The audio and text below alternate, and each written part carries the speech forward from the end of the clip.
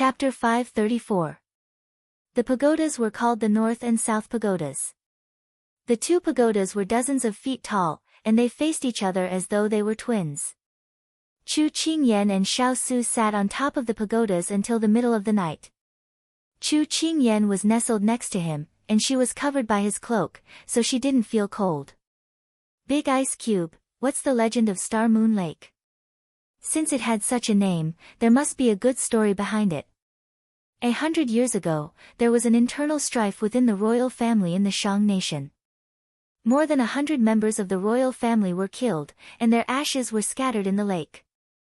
After a few years, the lake began to glow during winter nights. Some people said that the ghosts were unwilling to accept their fate.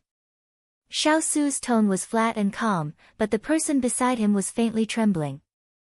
Big Ice Cube, don't say any more. I'm getting nervous. Chu Qingyan tugged at his sleeves as she begged. Xiao Su smiled faintly. I'm done. Chu Qingyan heaved a sigh of relief. Big Ice Cube had brought her here to see the lake, yet there was such a frightening legend behind it. It would have been better if he hadn't told her. The two of them looked at the glowing lake in silence. Suddenly, Chu Qingyan broke the silence. Big Ice Cube, what do you think is the progress of Sister Yenlua's research on the herb? Although she told herself not to think about it, she couldn't help but think about it.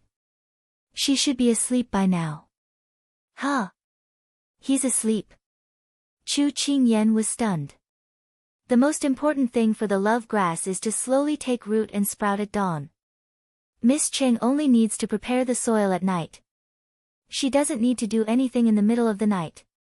She was also waiting in front of the flower pot. Not everyone was like her, who kept this matter close to her heart and couldn't be at ease.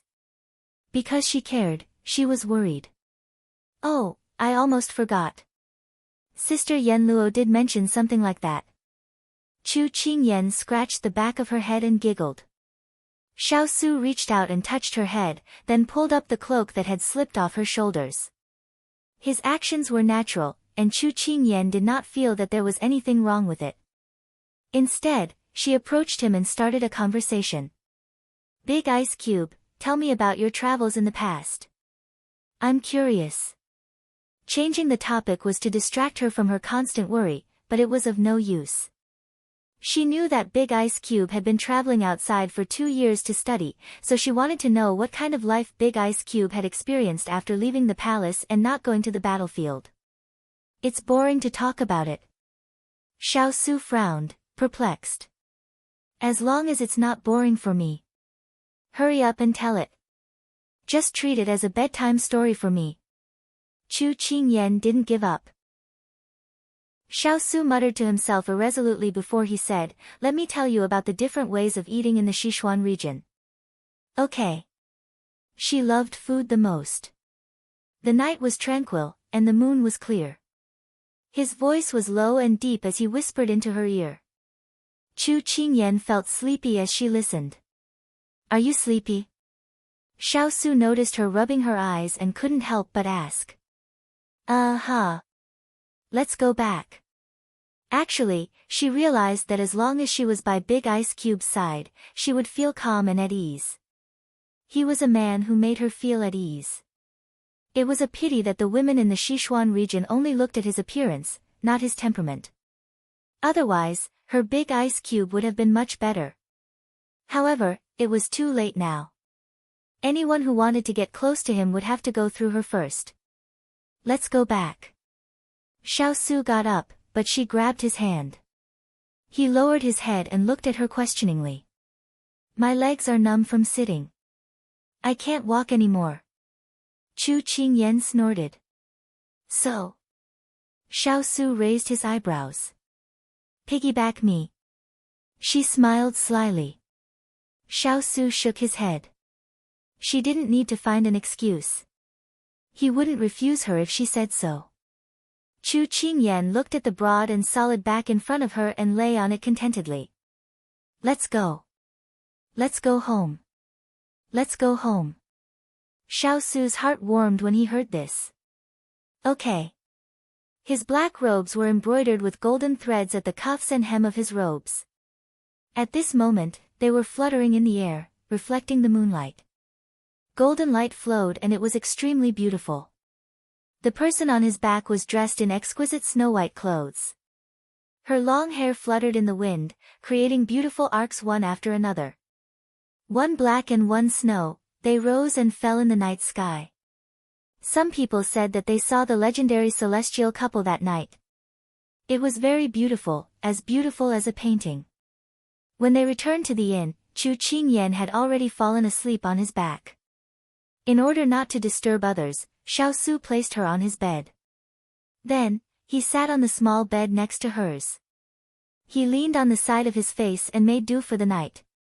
When the night had just receded and dawn had just begun, a hurried carriage had already passed through the morning dew and was speeding towards the palace of Shang country. In the carriage, Ethereal was half asleep and half awake. He was very resentful. He hadn't slept enough yet. Then, he turned to look at the person who woke him up early in the morning, Yilingfeng. At this moment, Yilingfeng's entire body was tense. He sat in the carriage as if he was facing a great enemy. His complexion was very poor. There were faint green circles under his eyelids. It was obvious that he hadn't slept for the entire night. However, his mental strength wasn't bad. In his eyes, there was worry, anxiety, panic, and anticipation. Ethereal leaned against the wall of the carriage and was puzzled. When they were in Jiang country, everyone knew that Du Guqing liked Yilingfeng. However, no one knew when Yilingfeng started to care about Du Guqing. He wondered if he had been too closed off recently. That's why he didn't even know about this kind of thing that even a fool could see. But even this kind of thing that even a fool could see, Yilingfeng only found out recently. He had fallen in love with someone who used to love him deeply but was ruthlessly hurt by him. The carriage soon arrived at the palace gate. Yilingfeng showed the token that Du Guqing gave to Chu Qingyan to the guard. Sure enough, the carriage was unimpeded. Du Guqing, who had just finished the morning court, received the news that Yilingfeng had brought a doctor into the palace. Yilingfeng? Du Guqing was very surprised. This person, when did he care about her so much? Yes, young Master Yi is almost at the imperial study. Does your highness want to see him? I heard that he brought an extremely skilled doctor with him. Zhang Kai stood in front of her and reported. His voice was filled with joy. Zhang Kai was Du Guqing's confidant and most trusted subordinate. Zhang Kai also knew that Du Guqing and Du Guqing had swapped identities. So when he heard that Yilingfeng had brought a famous doctor, he was naturally happy. Du Guqing originally wanted to refuse. If it was little Qingyan, she might have agreed because she wanted to prevent her identity from being exposed. However, since Zhang Kai had already spoken, Du Guqing had no reason to refuse. Bring him to see this consort. Also, summon Chu Qingyan. If she has time today, she can come to the palace. This consort has something to ask of her. Du Guqing walked towards the imperial study. Sometimes, there were some things that you couldn't avoid even if you wanted to. When you didn't want to avoid them, you just couldn't encounter them. Chapter 535. When Yilingfeng appeared in the imperial study, Du Guqing was standing by the window with her hands behind her back. Your Highness, this one has brought a doctor and would like him to take a look at Her Highness. I sincerely request Your Highness' permission. Yilingfeng bowed and spoke of his plan. Okay. Du Guqing turned around and glanced at Ethereal. She knew that he was a famous doctor by Xiao Su's side. If Ethereal could treat him, her brother might have some hope. This crown prince didn't ask anything and agreed. Yilingfeng, who had prepared a speech, was stunned. At this time, Zhang Kai came in and took Ethereal away. Only Du Guqing and Yilingfeng were left in the imperial study. Seeing Ethereal being taken away, Yilingfeng immediately spoke, Your Highness, may I be allowed to visit Her Highness? Hearing this, Du Guqing looked at him with bright eyes. The moment Yilingfeng finished speaking, he met Du Guqing's gaze. He looked away unnaturally. That pair of eyes that were so similar to Dugu Qing's made him not dare to look straight at them. It was as though looking into Dugu Qing's eyes would make him think of Dugu Qing. Why? Dugu Qing noticed that he was avoiding her gaze but didn't care. She leaned on the table and looked at him in confusion. What why? Yi Lingfeng didn't understand. Your Highness, what are you asking? Why did you come to Shang country? Why did you bring Ethereal? Why do you want to see her? Dugu Qing looked at him and threw 3 questions at him. These 3 questions caught him off guard and made him feel embarrassed. It was as if the questions had reached the depths of his heart. The wall that was about to collapse cracked bit by bit. Your Highness, this is a matter between me and Her Highness. After a while, Yi Lingfeng found his voice. He didn't look at Dugu Qing but looked down and said calmly. His words hinted that he was meddling too much. Young Master Yi, you can't blame me for asking this. It's because Imperial Sister likes you too much. However, the spies reported that you hurt her too much during this time. Which parent or brother would allow someone who hurt their family to visit them? When Dugu Qing said this, there was still hope in her heart. She originally thought that it was over, but he brought someone over early in the morning. A small fire lit in her heart. Everyone said that they would forget, but in their hearts, they would never forget. Time would heal the scars, but it had only been half a month since they parted. The memories of their time together appeared in her mind. Time didn't have time to fade away, but he came over and told her that he wanted to see her. Heart could be dead, but if it wasn't completely forgotten, it could be rekindled. Yi Lingfeng listened to Dugu Qing's words and felt that it made sense, but what right did he have to say those words now? He suddenly calmed down. I came to Shang countries to help my friends, the princess used to be my friend. Now that she's in trouble, as a friend, I should do my part. I happen to know a doctor, so I brought him here. I wanted to see her because I felt guilty towards her and wanted to see if she was alright. 333 answered 3 every time Yi Lingfeng replied, the hope in Dugu Qing's eyes dimmed bit by bit. Little Qing Yan was right. Without hope, there wouldn't be disappointment. She shouldn't have had hope in Yi Zhenfeng. He said that he was a heartless person. How could you expect a heartless person to have feelings for you? If that's the case, then this consort thanks young Master Yi on behalf of Imperial Sister for bringing the doctor. Dugu Qing heard herself reply. Her heart was dead again. Your Highness is too polite. Yi Lingfeng didn't know why, but he felt an inexplicable pain in his heart. He suddenly felt something and looked up at the person in front of him. Unfortunately, Dugu Qing had already turned her back. She ordered, come, bring young Master Yi to rest. Send someone to bring him back later. Yes. Someone had already come up to bring him down. Yi Lingfeng said politely, then this one will take his leave. With that, Yi Lingfeng turned to leave. The moment he turned around, he sighed slightly. It seemed that this crown prince wouldn't let him see little Qing. He'd better wait for Ethereal to return before asking about the situation. When the door of the palace was slammed shut, no one knew that at that moment, the woman in luxurious clothes had tears in her eyes, her gaze waning. If life was like the first time we met, there would be no autumn wind. Ordinary things change, but the heart of an old friend changes easily. The world was like this, and so was fate. Miss, what's your surname? Dugu. The Dugu bloodline is thin. My surname means that I'm destined to be alone in this life. Dugu Qing closed her eyes, tears rolling down her cheeks. Wait, Yi Lingfeng, who had just walked out of the imperial study, felt that something was wrong, but he couldn't put his finger on it. Dugu Qing's expression when she looked at him was familiar. It was like little Qing's grief when she broke up with him that day. Right.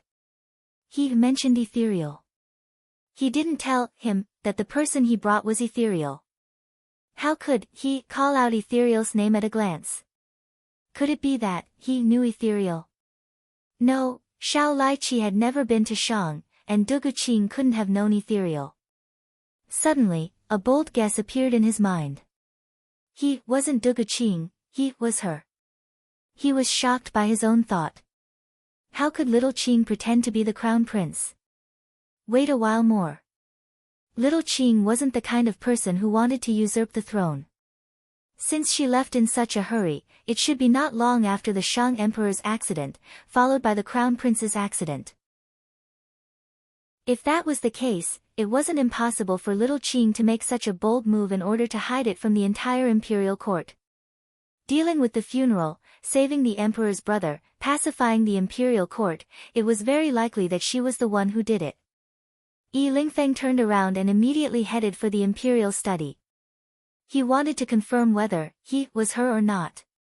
But just as he reached the door, he was stopped. "May I ask what is the matter, young Master Yi?" The guard asked. "I want to see the crown prince." Yi Lingfeng anxiously replied. "The crown prince is busy with state affairs. He has already given the order that no matter who comes, he will not see.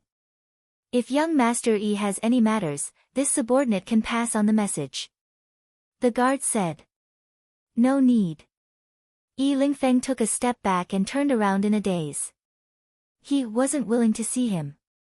His lips hooked into a bitter smile. If he really was Shao Qing, then what he had said just now, Yi Lingfeng suddenly felt that he was hopeless. He has already left. The guard entered the hall to report. "This consort knows. You may leave." Dugu Qing walked back to the dragon throne with a pained and determined expression. "Yi Lingfeng.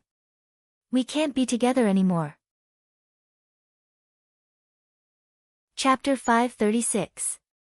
Chu Qingyan woke up from her dream and realized that she was already back in the inn. Furthermore, she was back on the bed that was made of ice. She rubbed her messy hair and got up, only to see Big Ice Cube, who was dressed neatly, playing chess with her. When he heard her get up, Xiao Su didn't turn around. He tapped the table and said, "Come and have breakfast after you wash up." "Okay." Chu Qingyan stretched lazily and got up to wash up. When she sat down and was about to eat, Xiao Su spoke.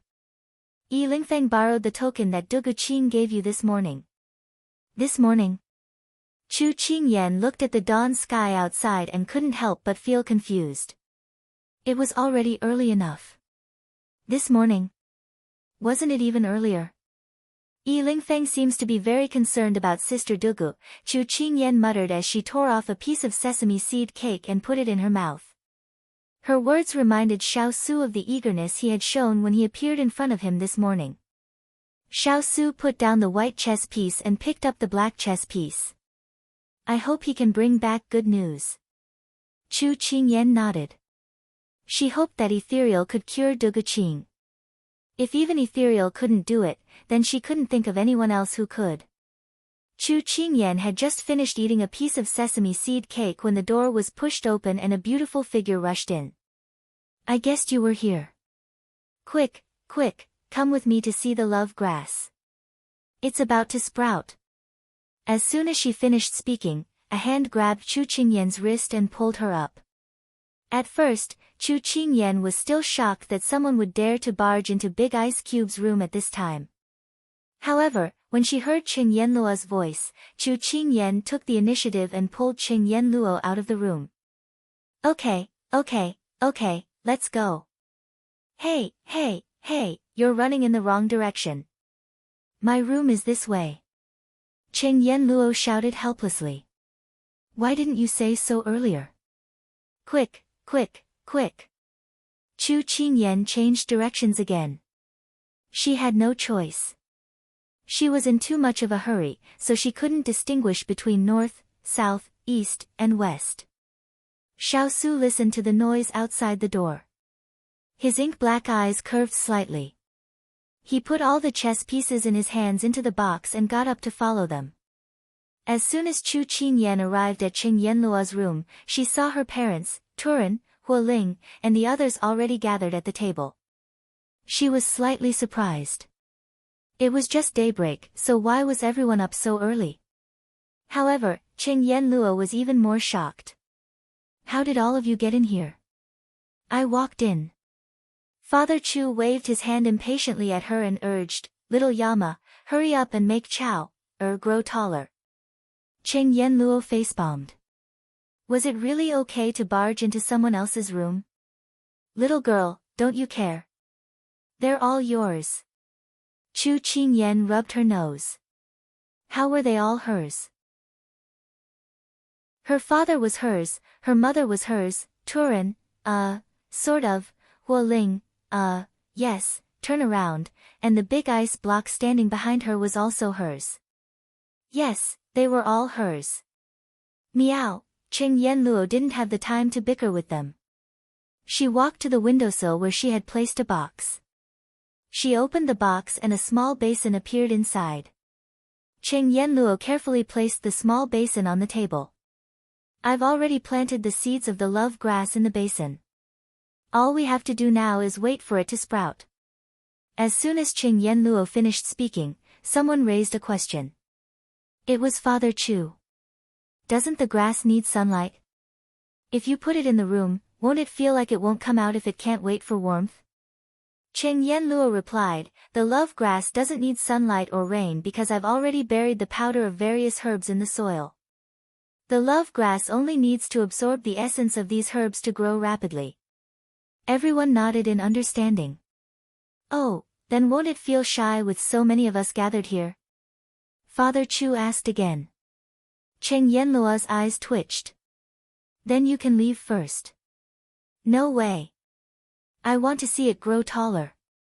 Father Chu turned his head away, hugged his arms, and pouted. He looked exactly like a stubborn child. Everyone expressed their frustration. After the time it took to brew a cup of tea, everyone was still gathered around a pot of soil, concentrating. "Little Yama, is there something wrong with the grass? Why hasn't it come out yet?" Father Chu asked again. Cheng Yenluo was too tired to complain. At this moment, Chu Qingyan pulled her father in front of her and said gently, "It's because it's not full yet. It needs more nutrients to grow taller." Although her father's treatment was beginning to take effect, his condition was erratic. Sometimes, he still behaved like a child. As a child, if she couldn't help with the treatment, she could only be patient and take care of him. A tree wants to be still, but the wind won't stop. A child wants to be raised, but his parents are no longer around. Love had to be meticulous to the smallest detail. Great love didn't need words, much less small love. Isn't Kai Kai right? Mr. Chu turned to look at his son-in-law. Xiao Su was already used to being called out by Father Chu. He nodded. "That's right. It's great to have a son-in-law. It's great," Father Chu said proudly. Xiao Su accepted it calmly. Huo Ling was shocked. What was going on? He had only been away for a short month. Why did the interaction between Master and Father Chu change so quickly? Wasn't it too shocking? Chu Qingyan sighed helplessly. She was the one who answered the question, "All right? Why did she turn into a giant ice cube?" Chu Qingyan expressed her dissatisfaction. The wait was long. Fortunately, Father Chu was there to make jokes and jokes. It didn't feel like waiting was torturous. It's moving, it seems to be moving," Father Chu exclaimed. Everyone's eardrums were about to burst from his screams. Chu Qingyan shook her head and laughed. Her father was jumping around more happily than anyone else, but his observation skills weren't for show. Others hadn't noticed it, but he had. At this time, everyone was focused on the small basin. Even the active Father Chu was no exception. He put his hand to his lips, indicating for everyone not to speak. Otherwise, they would scare little Chow Chow. Everyone laughed at his words. However, when they saw the soil loosen and a small yellow head slowly grow out, everything was so slow that nothing happened. But in the blink of an eye, that thing grew a little. Everyone couldn't help but hold their breaths. Just like Father Chu said, they were afraid of scaring this little thing. After 2 hours, the love grass had already grown an inch. It had turned from yellow to green. Although they couldn't see its full appearance, it was very pleasing. It's growing so slowly. Father Chu muttered. It's even slower than when Dan Nyang gave birth to Caizai. His words swept away the gloomy atmosphere in the room. Everyone couldn't help but laugh. At this time, the love grass seemed to feel Father Chu's complaints and began to sprout with all its might. Chapter 537. The tender green strips began to grow longer one by one. After 2 hours, there were already nearly 11 green strips in the world. At this point, the love grass had stopped growing. After more than 6 hours, the love grass had finally completed its growth. So what should we do now? Chu Qingyan asked Cheng Yenluo as she looked at the lovely green love grass. Cheng Yenluo answered her question and looked at Xiao Su. It needs to be watered with blood until its leaves turn white. She didn't specify who it was, but everyone already knew what she meant. Can I use mine? Huo Ling stood up and asked with a firm expression. Cheng Yenluo shook her head. No, it must be the blood of the person who needs it. The best time for the love grass to grow is when it sucks the blood of the person it consumes. Then, the antidote will be formed in its body. When that time comes, it can be refined into a pill to cure the snake's kiss poison. Chu Qingyan was very surprised. It was like antibodies in the modern world. After the virus invaded, it would cause various immune cells to interact and form plasma cells. The plasma cells would secrete antibodies, and these antibodies would be able to eliminate the virus that invaded in the future. The love grass was like an intermediary. Big Ice Cube was watered with blood, and the blood contained the snake's kiss poison. The love grass would then form the antidote in the body. After Big Ice Cube took it, the snake's kiss poison would be eliminated. It was simply a sentient creature. If only there were such herbs in the modern world. Then, people with incurable diseases could use this method to produce life-saving medicine. Unfortunately, this was only a thought, because it was simply impossible to have. Just as she was feeling emotional, Xiao Su had already taken the dagger from Turin. Mr. Chu brought Mrs. Chu out for lunch. Before leaving, he patted his son-in-law's shoulder and comforted him. A real man should bleed and sweat, but not cry. Don't cry, it doesn't hurt at all. Then, he added, if it really hurts, just cry secretly. I'll pretend not to see it. After saying that, Mr. Chu left with Mrs. Chu. A conversation could be heard from afar. Yuan Lang, we can wait for the pill to come out before we eat. It's okay, I'm not that hungry, Mrs. Chu suggested. It's scary to cut your wrist. Dan Nyang, don't look. Mr. Chu pretended to be frightened. When you were injured in the past, I helped you a lot. Don't worry, I'm quite brave. Mrs. Chu smiled. Mr. Chu's voice suddenly, his voice softened. I don't want to see it. Just as he was about to cut his wrist, he suddenly paused. He turned to look at Chu Qingyan and said, don't look. Chu Qingyan's heart was already in her throat, but when she heard his words, she hid all her emotions. She looked up and smiled mischievously at him. I'm not afraid. Don't forget that my sword has tasted blood before. Xiao Su looked at her deeply, then looked away. The sharp blade cut across his wrist, and a red thread appeared on his wrist. It was enchanting but bright red. Then, blood flowed out and dripped onto the love grass. He didn't even blink during the process, as if it wasn't his hand that was cut. Chu Qingyan covered her left wrist as if she felt the same way. She didn't dare to look, but she didn't want to look away. Yen Luo had said that she could only stop watering the leaves until they turned white. If the love grass didn't turn white, it meant that she had to keep watering it and couldn't stop. Once she stopped, it would mean that all her efforts would be in vain. Chu Qingyan thought about this possibility, and her whole body tensed up like a thread. She didn't dare to miss the changes in the love grass. Cheng Yenluo and the others also held their breaths as they observed the love grass. After the time it took to brew a cup of tea, Xiao Su's face had become somewhat pale. However, he remained indifferent and maintained his previous posture. Chu Qingyan's heart ached. She thought that the last herb would be the antidote to the ice cube's poison. Who would have thought that this herb, which was the easiest to obtain, was the hardest to refine out of the three? Just as Chu Qingyan was about to bite her lip, the color of the love grass started to fade. It went from a verdant green to a tender green, to a light green, to a light yellow, and finally to a snowy white. Xiao Su hit the acupoints on his body, and the blood on his wrists stopped immediately. Chu Qingyan could not be bothered to look at the love grass. She immediately took out the medicine and gauze that she had prepared earlier and went over to bandage his wounds. After carefully bandaging his wound, Chu Qingyan looked up and saw the fine sweat on his head. She couldn't help but feel even more distressed.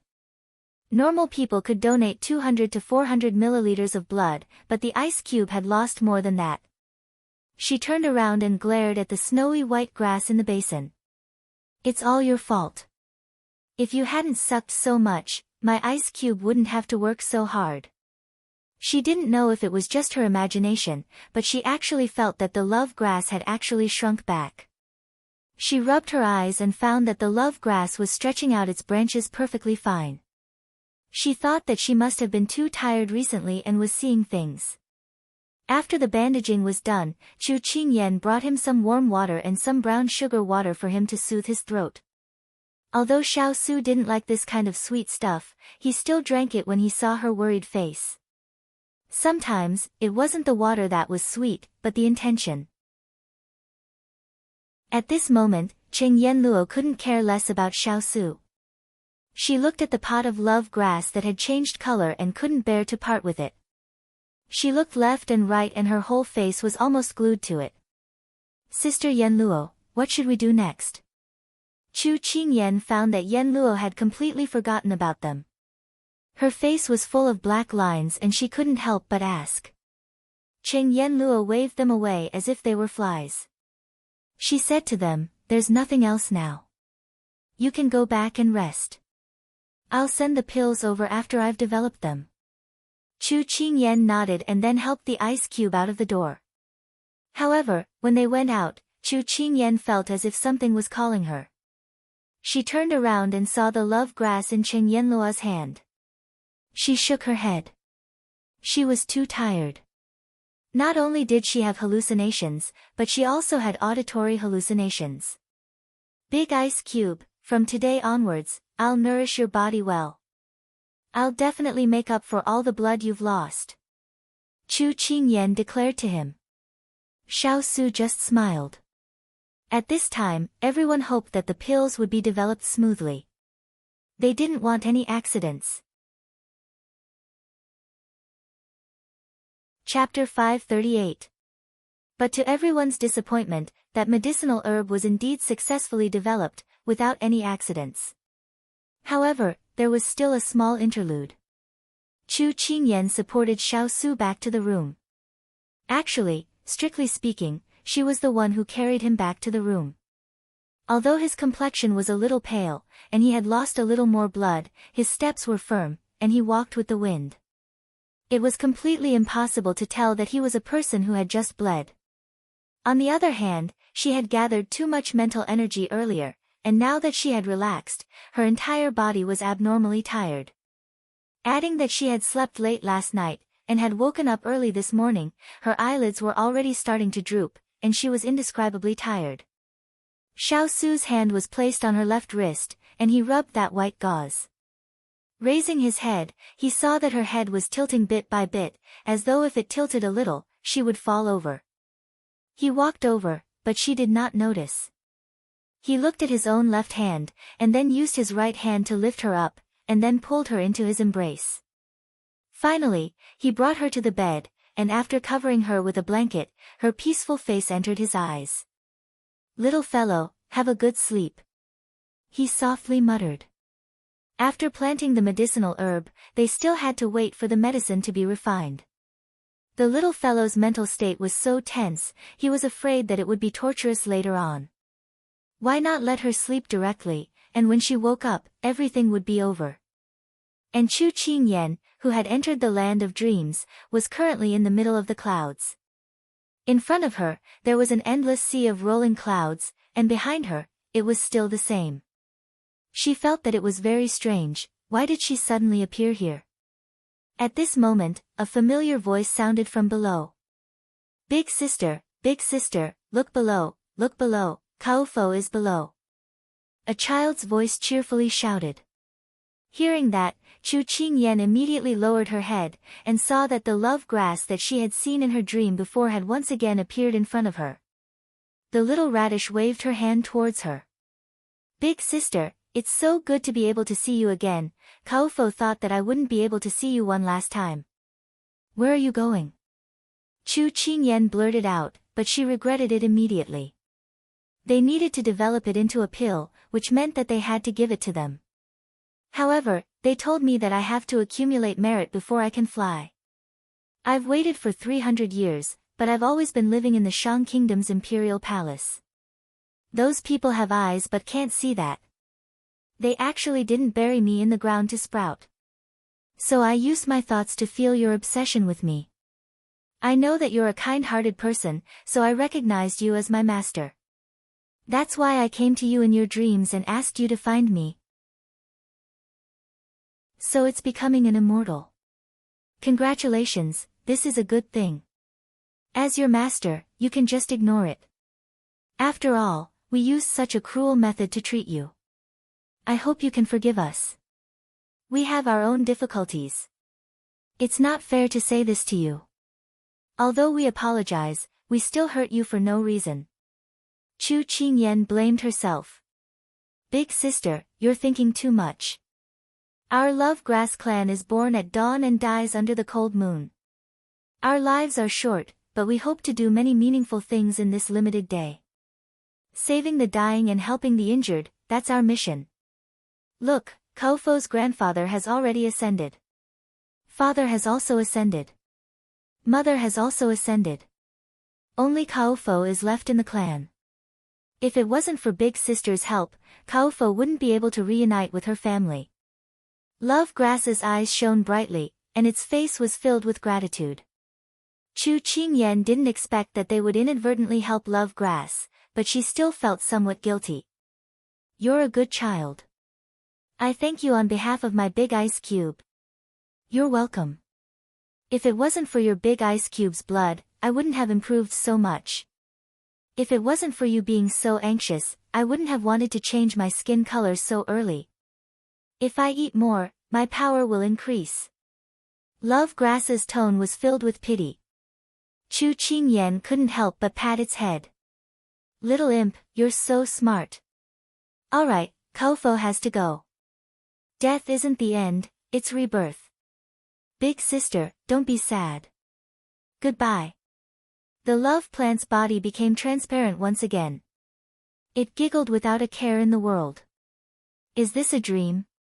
Chu Qingyan saw that it was about to leave and couldn't help but ask. If Big Sister believes it, then it's not a dream. If Big Sister doesn't believe it, then it's just a dream. Meow, awu, alala, oh haha, Mwata Ascension Big Sister, we'll meet again if fate allows. As soon as it finished speaking, there was nothing in front of her.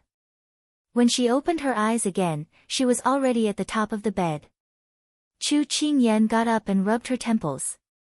She dreamed of Love Grass again. Was it a dream? Or was it not? She couldn't tell anymore. Maybe it was just a dream she made up in her heart to not let herself feel guilty. If she believed it, then it was real. If she didn't believe it, then it wasn't. She still hoped that Kaofo could reunite with her family soon. Master, you're awake. Xining's joyful voice sounded. Chu Qingyan nodded and got off the bed. How long have I slept? Where's His Highness?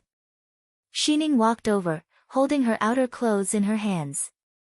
She smiled and said, You've slept for more than 2 hours.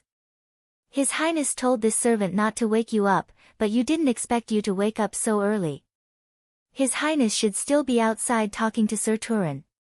Chu Qingyan nodded. Then she felt that her stomach was empty, so she asked Xining to prepare some food. The advantage of staying at the inn was that whenever you wanted to eat, it could be delivered immediately.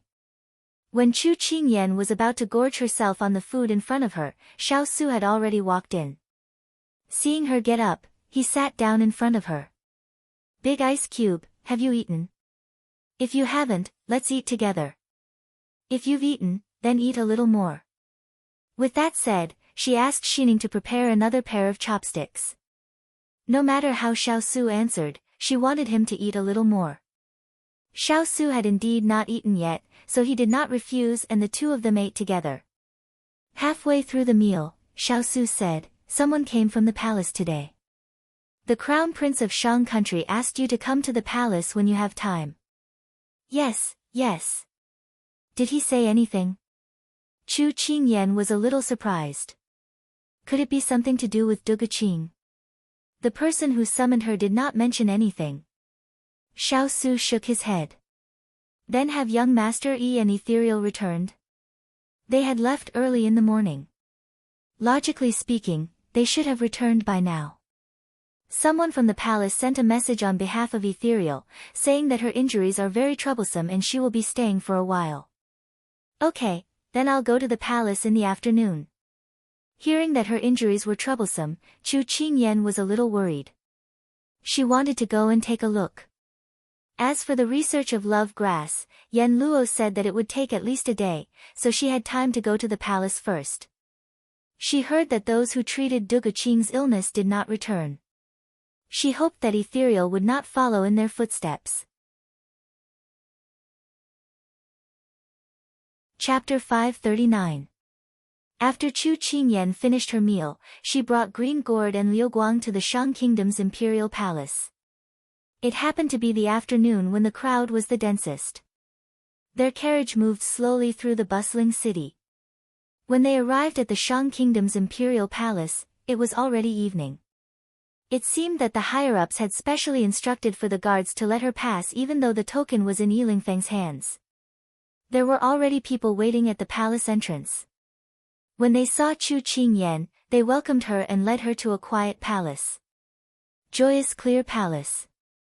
This name sounded like a place where a woman lived. Chu Qingyan didn't understand why Duga Qing would choose this place to meet, but she felt that this person shouldn't have any ulterior motives towards her. As soon as this thought flashed through her mind, she felt that she was overthinking things. Duga Qing looked like an upright gentleman, and her thoughts were too dirty. Moreover, she vaguely felt that she was too familiar with this Duga Qing. When they arrived at the palace entrance, Green Gourd and Liuguang were asked to stay outside. Chu Qingyan didn't think much and walked in.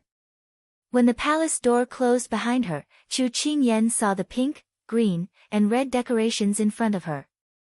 She once again suspected that the person living here was actually a woman. When she turned her head, she saw the person sitting at the head of the table. Today, he was wearing a red palace robe. Sitting upright, he had a strong aura. This appearance made Chu Qingyan unsure whether this person was Duga Qing or not. "Qingyan greets your highness, the crown prince." She bowed. "Little Qingyan, there's no need to be so courteous. Rise."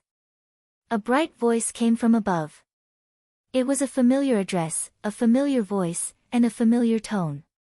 Chu Qingyan looked up in a daze. The person sitting in front of her had a familiar expression. "Your sister Dugu." Chu Qingyan was slightly surprised. "Can't recognize me?" "It's just a change of clothes and a voice-changing pill." Dugu Qing stood up and slowly walked in front of her. Then, she raised her hand and patted her head like in the past. "Hey, don't keep hitting other people's heads. You'll become stupid." Chu Qingyan snatched her little head back from her hands. "Anyway, you have your big ice cube. He's wise and farsighted. No one can compare to him. What are you afraid of?" Dugu Qing played along with her. The scene replayed, and the conversation between the two of them appeared once again. Chu Qingyan forgot to react. She only reacted when she saw the mocking expression of the person in front of her. There were no two identical leaves in the world. It was the same even if they were twins. No matter how similar they were still different. Sister Dugu. Chu Qingyan's eyes reddened. Oh my, little Qingyan, I haven't seen you for half a month and you've become so soft and adorable. You cry when I poke you. Good, good, good. I'm fine. I don't feel bad at all.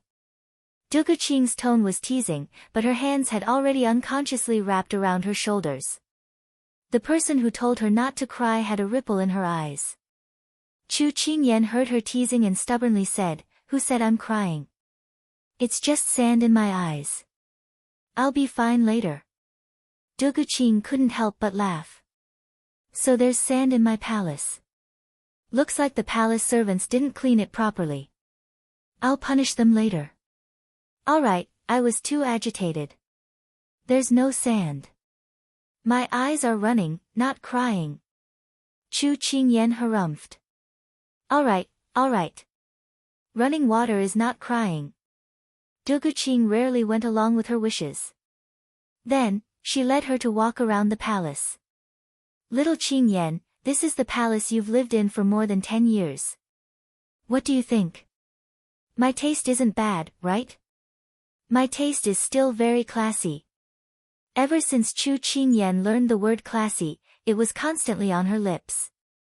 Chu Qingyan couldn't bear to discourage her, but as a good friend, she felt that she had the obligation to tell her the truth. I really don't want to scold you, but what the hell is red and green? Red and green are very good. Don't you think the colors are very bright? Isn't red flowers and green leaves like that? Dugu Qing's face was full of confusion. Chu Qingyan shook her head. No. There's a saying among the people. Red and green, it's bullshit. Yellow and purple, it's better to die. Listen, what a smooth proverb. The eyes of the masses are still as bright as snow. The corners of Dugu Qing's eyes twitched. Hearing her say that, her eyes were filled with red and green. It was really a bit uncomfortable to look at. She should get someone to replace it later. What an eyesore. The palace was very big, and the girls' things were very attractive. Moreover, every one of them was extremely exquisite and extravagant. This is a crystal bead that my imperial father had people bring back from another country. He said that this bead should be placed on the bed every night. At night, it will emit light and have the effect of moisturizing the skin. This is a rocking drum that my imperial father bought for me and my younger brother from a commoner's stall when he was incognito. At that time, there was a drawing of Chang Yi and Erlangshan on the drum. At that time, I was especially naughty and stole my younger brother's Erlangshan. Who told him to not respect the elderly and love the young? He didn't learn from Kong Rong and give away the pair, causing me to personally beat him up. Dugu Qing seemed to be immersed in her memories, and her tone also became lighter. Respect the elderly and love the young? You were only born a little earlier than him, and you're already flaunting your age? Chu Qingyan rolled her eyes at her. Having such a strong older sister, it was really her younger brother's misfortune. But as soon as her voice fell, Chu Qingyan could see the pain and sadness in her eyes. There's no other way. My imperial father dotes on me. He said that daughters should be raised with wealth and sons should be raised with poverty. So when he was young, the things that my younger brother enjoyed were worse than mine. However, that brat didn't care too much and would often give me the good things that he obtained.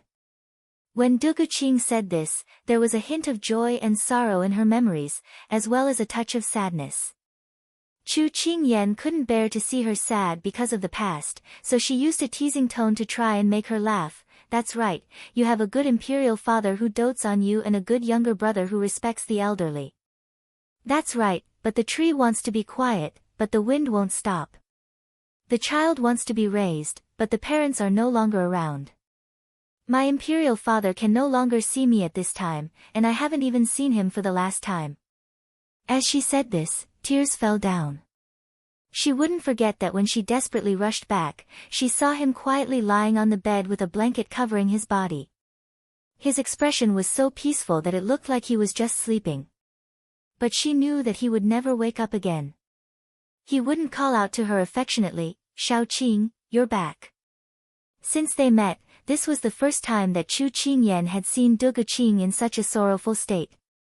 It was like the bright sky was covered in a thick layer of fog, making people feel sympathy and pity for her. Chu Qingyan couldn't help standing up and reaching out to hug her, letting her cry in her embrace. "If you're feeling uncomfortable, then vent it out. Don't force yourself to hold it in, or else you'll get sick." It wasn't that she didn't see the sadness under her forced smile. It wasn't that she didn't see the deep dark circles under her eyes. "You must be having a hard time holding it in. Then cry to your heart's content." Chapter 540. Her good friend's embrace and warmth finally allowed Du Guqing to let go of all her vigilance, all her wariness, and all her pretending to be strong. After Imperial Father left, younger brother was also sent back after being assassinated. "Little Qingyan, do you know that when I saw him being sent back covered in blood, my heart seemed to have died?" After Imperial Father left, if something happened to younger brother, what would Imperial Mother and I do? The factions in the imperial court are eyeing covetously, and the concubines in the palace are ready to make a move. If there is no one to control the situation, I'm afraid that the 100 years of foundation of our Shang country will be destroyed in a day. For the past half a month, she forced herself to forget the pain, to be strong, and to use her own hands to protect her country and her family. Since the day she returned to the palace, when she saw her imperial mother fainted in front of imperial father's bed, she did not shed a single tear. 1,000 Li dike collapses because of an ant's hole. She was afraid that if she showed any weakness, she would not be able to stand up again. Imperial father had taught them since they were young that people had 1,000 faces, and each face faced a different person. Only in this way could they shoulder the different responsibilities of the emperor, father, husband, and son. They had to play these roles well. So at the crucial moment, she could only step forward bravely. Chu Qingyan looked at Du Guqing, who was crying like a child in her arms, and could not help but empathize with her. The death of the emperor, and the serious injury of the crown prince, was enough to be a disaster for a country. But Du Guqing, with the weak shoulders of a woman, held up the collapsed sky, gritted her teeth and endured, and saved the situation. Her heroic spirit made people respect her. This kind of woman was truly worthy of being called a woman who was not inferior to men. Chu Qingyan's heart was full of admiration for her. It was just that this spirit was too heavy. It bore too much pain, blood, and disaster. If she was not careful, it would crush that weak shoulder. She felt sorry for her. Previously, in everyone's eyes, she was as bright as the sun in the sky. When she smiled, she was like a blooming flower. When she played tricks on people, she was as cunning as a fox.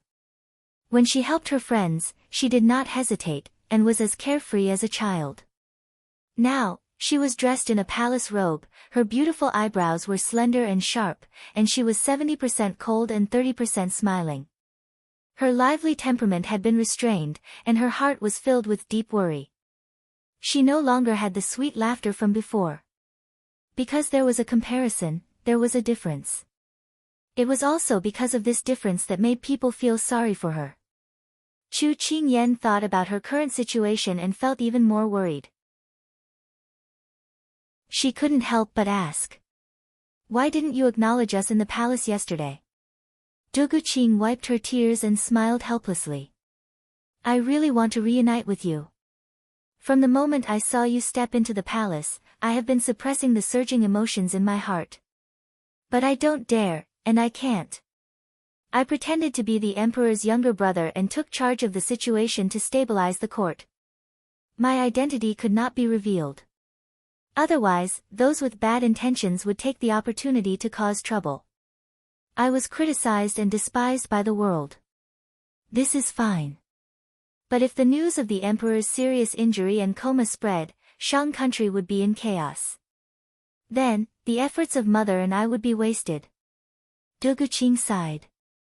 Her identity was only known by her imperial mother, Zhang Kai, and the imperial physician of the imperial hospital. No one else knew about it. Her imperial mother's spirit had been weak for the past 2 days, and Zhang Kai was only a subordinate. She felt helpless and lonely, and didn't know who to confide in. When she heard that little Qing Yan and the others had arrived in Shang country, she couldn't wait to see them. Subconsciously, she had already treated them as her good friends. It's been hard on you. Chu Qingyan imitated Big Ice Cube's usual actions and caressed her back. Then, she said, no wonder there were rumors that the imperial physicians couldn't leave the palace. It's because they all know that the one lying on the bed is the real crown prince, and the one outside is the princess pretending to be the crown prince. And, I had no choice. It's a pity that the emperor's injury did not get better. Instead, it got worse. If it wasn't for the many life-prolonging plasters in the national treasury, I'm afraid he wouldn't be able to survive these few days. When Duguqing said this, her tears unconsciously flowed down. You have already done very well during this period of time. You have done better than anyone else in this position. So, don't be sad and blame yourself. Chu Qingyan could feel her fear and could not help but soften her voice to comfort her. After comforting her, Chu Qingyan asked, if the crown prince doesn't get better, what do you plan to do? Duguqing's watery eyes lit up with determination. If he doesn't wake up, I will keep on doing this. As the princess of Shang country, I should have the awareness to sacrifice everything for the country and the people. These words shocked Chu Qingyan instantly.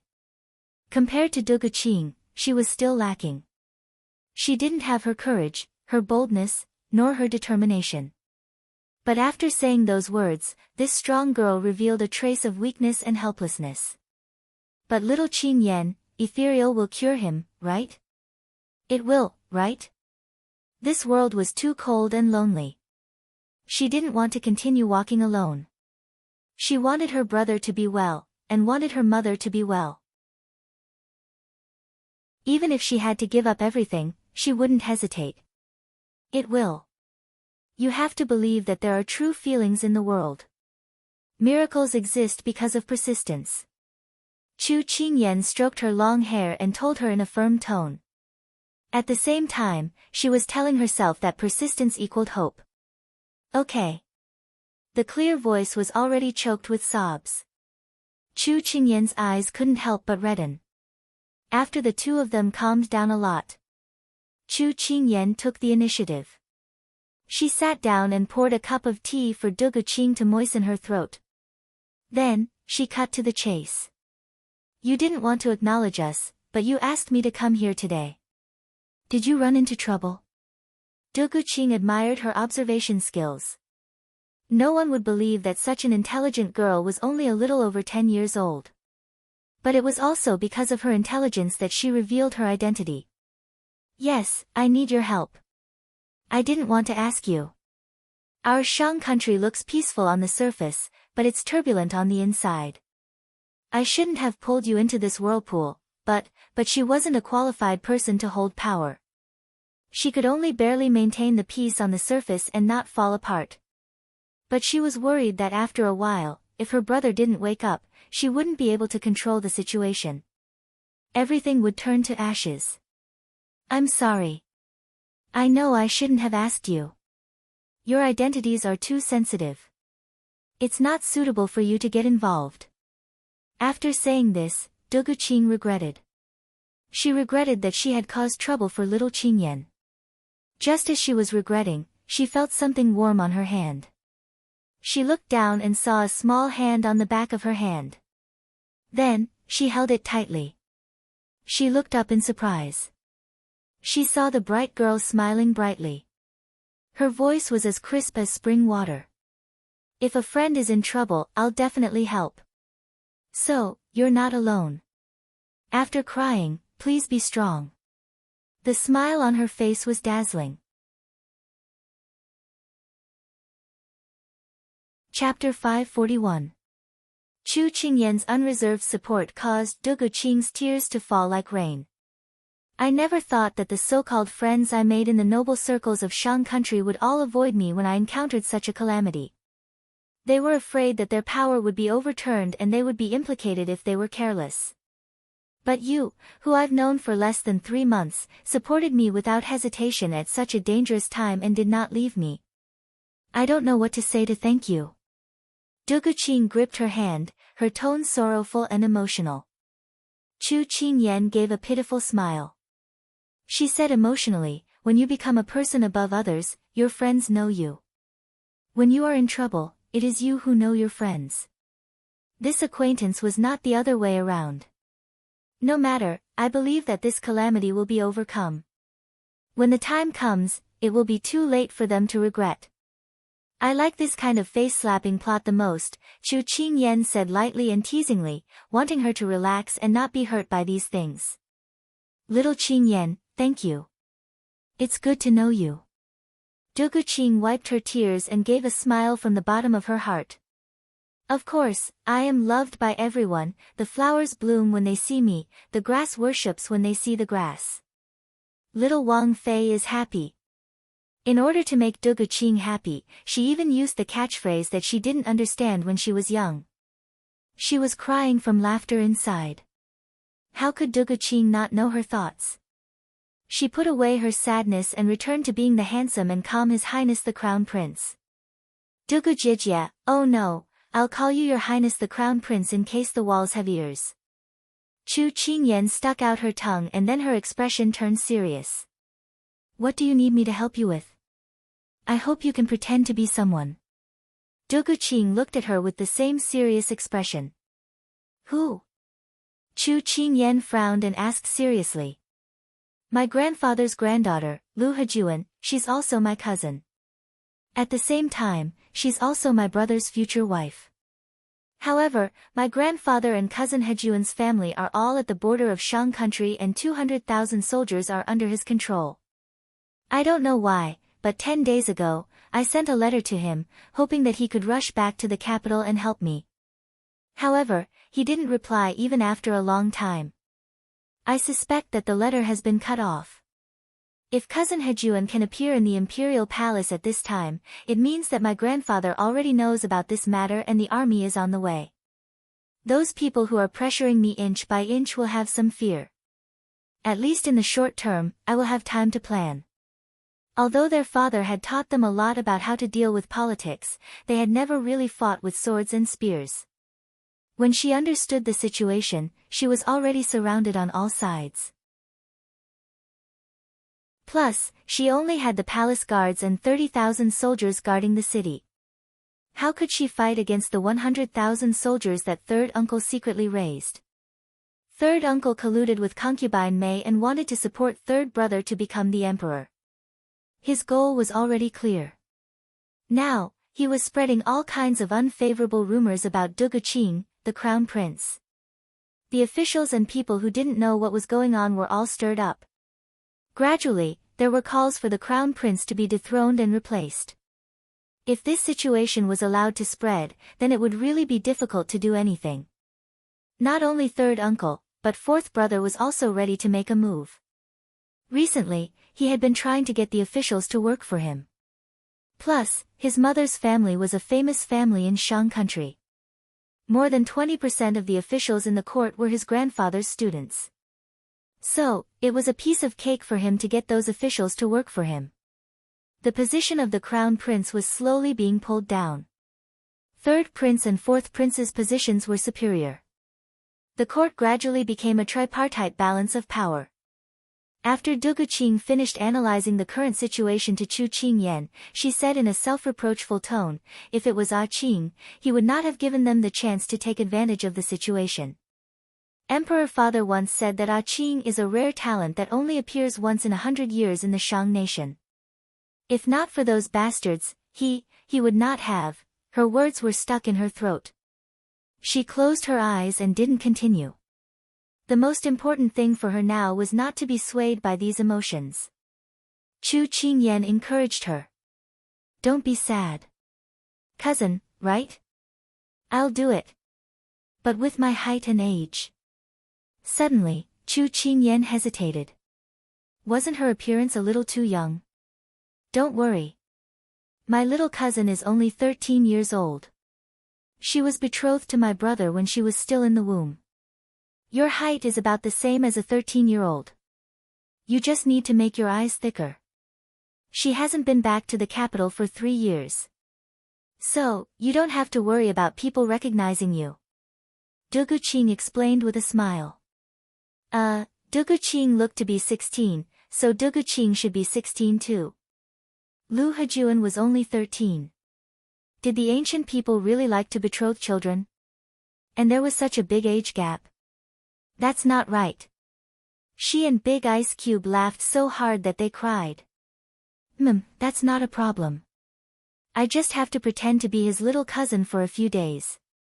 This is an opportunity to eat and drink in the palace. I can't miss it. Chu Qingyan said it lightly, but she knew that this identity was very tricky. It could be easily erased. However, she had someone backing her up. So, she wasn't afraid. Speaking of this, Chu Qingyan thought for a while and said, I'll go back and tell Big Ice Cube later. Then, I'll wait for your notice. Okay. I'll seal off the news of your 2 visits to the palace. Don't let anyone find out about your whereabouts. Also, be careful. Duguqing said solemnly. Yes, Your Highness. Chu Qingyan smiled mischievously at her. Chu Qingyan was about to leave when she heard Duguqing call her name. She couldn't help but turn back and ask, is there anything else? Take Yi Lingfeng with you. If there's nothing else, don't let him enter the palace. Duguqing hesitated for a moment before saying. Why? Are you afraid of rekindling old feelings? Chu Qingyan teased. Duguqing glared at her.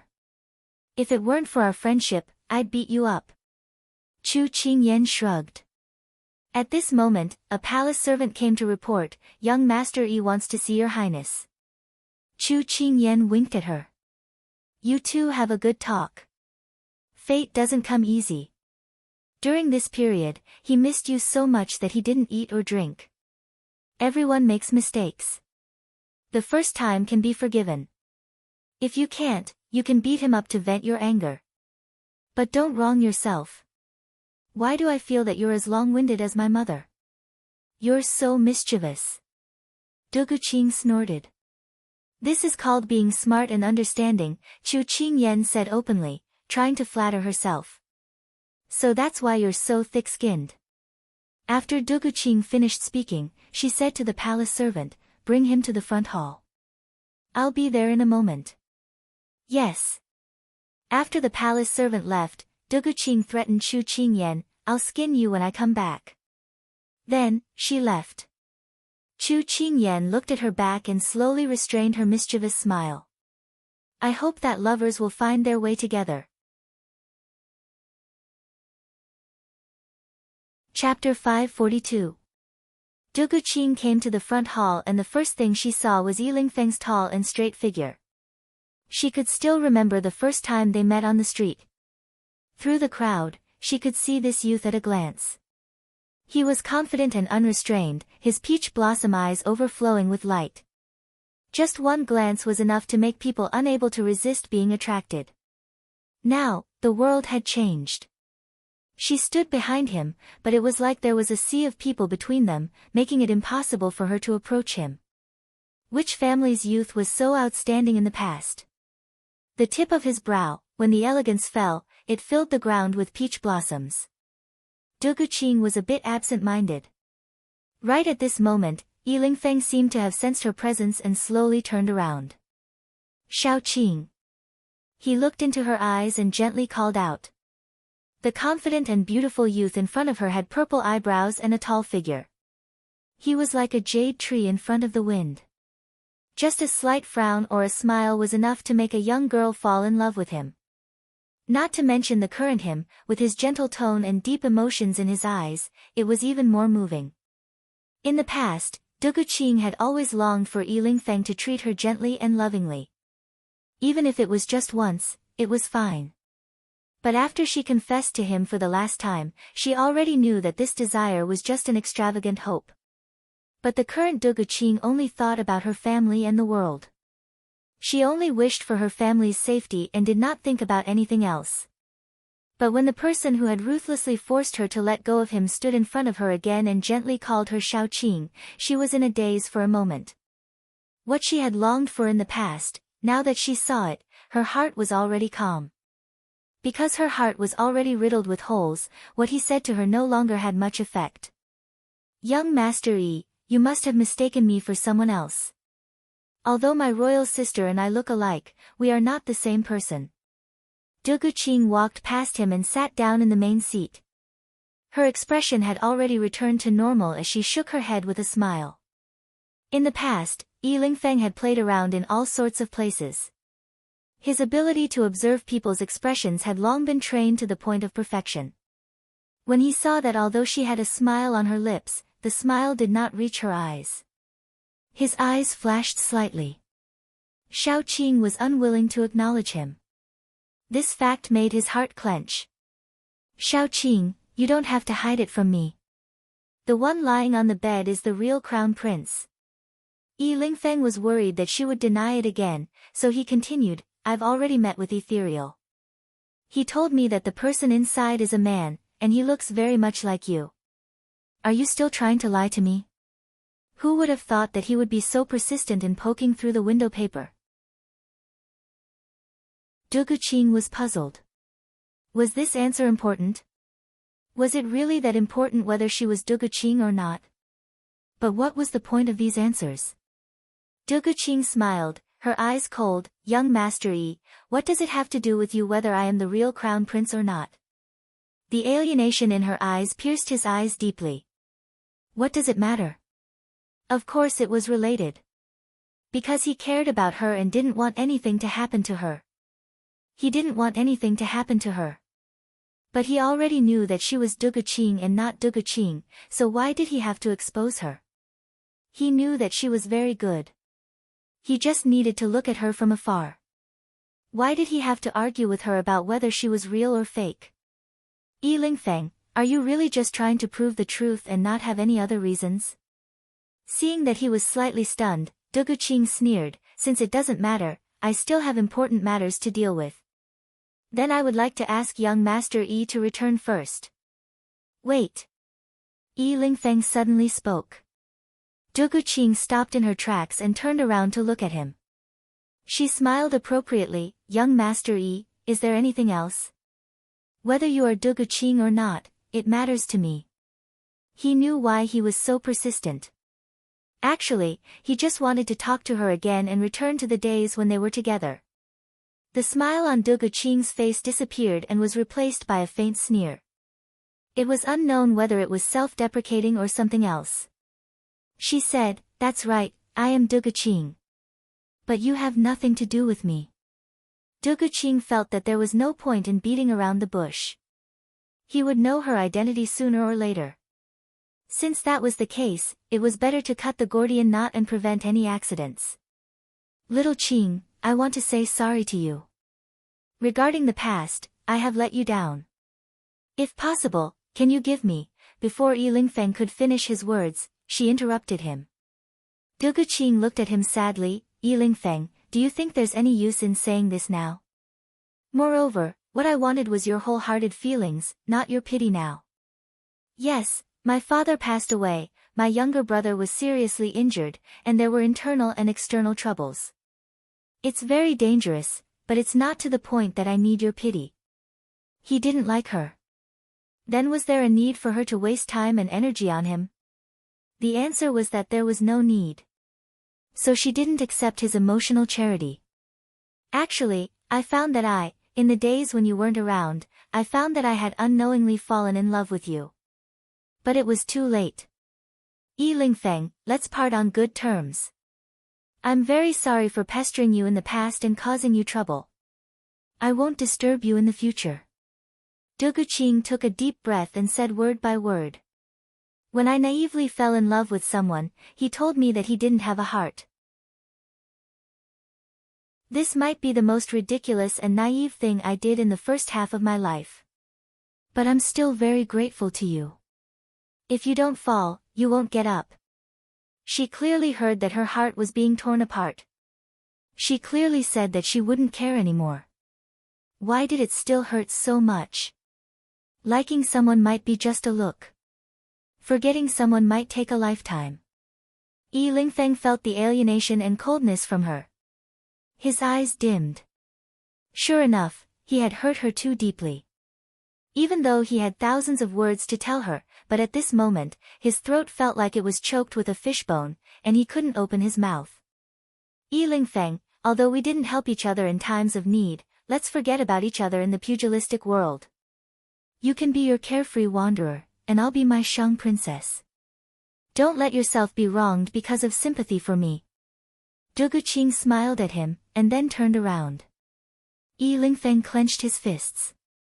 At this moment, his heart was tumbling like a river. He didn't know how to explain to her that he didn't come to find her because of sympathy.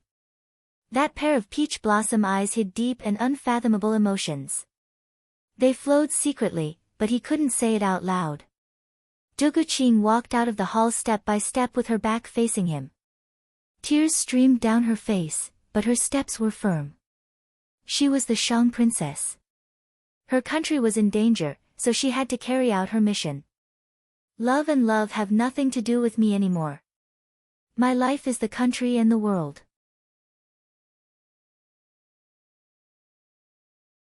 Chapter 543.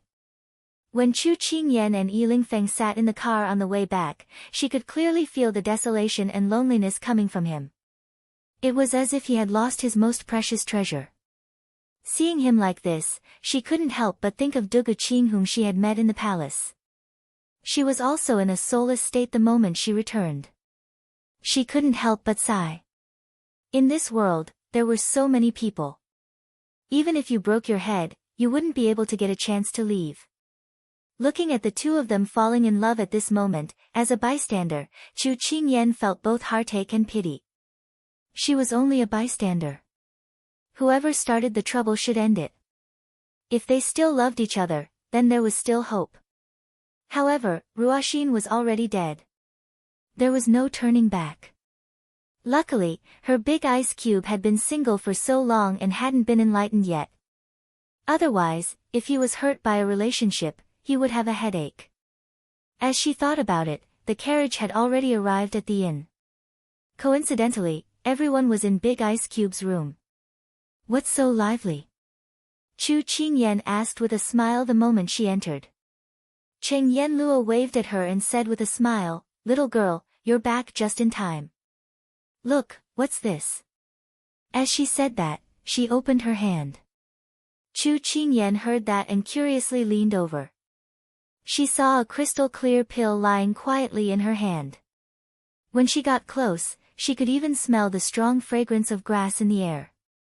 She couldn't help but be surprised. This is... That's right, this is the pill refined from the love grass. I didn't expect it to be so successful. I thought that the first development would be a failure. Luckily, the heavens took pity on me and I'm smart and intelligent. Cheng Yanluo praised herself once before putting the pill back into the bottle and generously handing it to her. Here, this is for your big ice cube. Take this pill and the poison will be neutralized in less than an hour.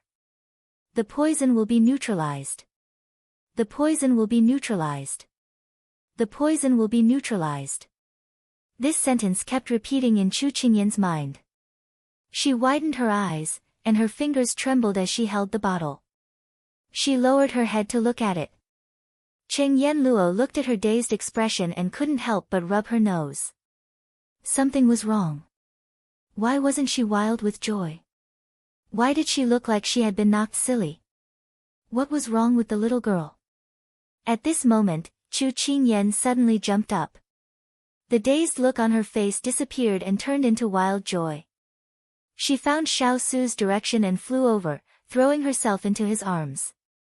Big Ice Cube, you're saved. There was hope. There was hope. He's really saved. Xiao Su pulled the person who suddenly turned around and hugged him into his arms. Yes, we're saved. Huo Ling and the others looked at the young princess who suddenly jumped up. Countless black lines slid down their foreheads. It was only a distance of 3 steps, but the young princess actually used her qinggong. It was simply shocking. However, as his trusted subordinates, they were also very excited that their master was able to neutralize the poison. For example, Turan was already moving his 10 fingers, planning to have a fist fight with Qing Gua to vent his excitement and joy. For example, Huo Ling was swinging his arms and legs, planning to fly a few laps in the night before returning. In any case, this group of fierce cavalry was very serious at the crucial moment. When they shouldn't be serious, they weren't serious at all. Compared to Xiao Su's indifference, Chu Qingyan could be said to be bewitched. Compared to Huo Ling and the others, she couldn't compare. She watched as Xiao Su swallowed the pill. When Qing Yanluo finished checking his pulse and announced that he had neutralized the poison, she suddenly laughed out loud. Everyone was taken aback by her actions. Huo Ling and Turan looked at each other. Could it be that their master had neutralized the poison and the young princess was so happy that she went crazy? That wouldn't do. Huo Ling shouted in his heart. Young princess, come back quickly. Don't go crazy with happiness. However, the words that came out of Chu Qingyan's mouth made everyone unable to restrain their laughter. Ha ha ha, I can go play with Big Ice Cube now. I want to climb high. I want to dive. I want to admire the flowers. I want to go boating. I want all of them. Chu Qingyan circled around the room, jumping up and down. It felt like she couldn't stop. How happy she was represented how much she desired before. What she desired wasn't to go sightseeing, but to be with the person by her side. After everyone laughed, they dispersed. Since their master had been neutralized, they had to pass this news back to the fierce cavalry who were just as worried as them. They stopped searching for medicinal herbs on hand and waited for the next step. Before Father Chu left, he walked in front of Xiao Su with a serious look in his eyes. Son-in-law, the poison has been neutralized, but you can't casually play with people in the future. Otherwise, you'll have to look for medicinal herbs again, do you understand? Father Chu's words were very casual, but Xiao Su still nodded in agreement. Although Chu Machen's father always spoke incoherently, Chu Machen was already used to his father-in-law's concern, who was as naive as a child. Chu Machen's father left in satisfaction when he heard his son's reply. The people in the room left one by one, leaving behind only Chu Qingyan and Xiao Su. The little fellow was no longer jumping up and down at this time. She suddenly calmed down with her back to him. Xiao Su was puzzled by her behavior. It was inconceivable that such a lively and active person would suddenly become quiet. But now that the snake's kiss poison had been neutralized, the heavy burden in his heart was lifted and his entire body relaxed. Thus, he smiled and wanted to talk to her. Just as he opened his mouth, he saw her suddenly turn around and pounce on him at lightning speed. He faintly saw a flash of tears in the corner of her eyes. He was stunned and she had already pushed him back 2 steps. Just as he was about to ask what happened, he felt the front of his clothes slightly wet. His heart trembled slightly. Little fellow, what's wrong? Did someone make things difficult for you in the Shang Empire's palace? The first thing he thought of was what happened to her in the Shang Empire's palace. The person in his arms shook her head. No, I'm too excited. I'm very happy, but I just want to cry. The huge surge of emotions drowned all the worries in her heart. Then, she was surrounded by the surprise of the big ice cube being neutralized. The thing that you've been thinking about all day, the thing that you've dreamt of, suddenly you'll be wild with joy. But after the huge surge of emotions, you'll start to wonder if it's just a dream.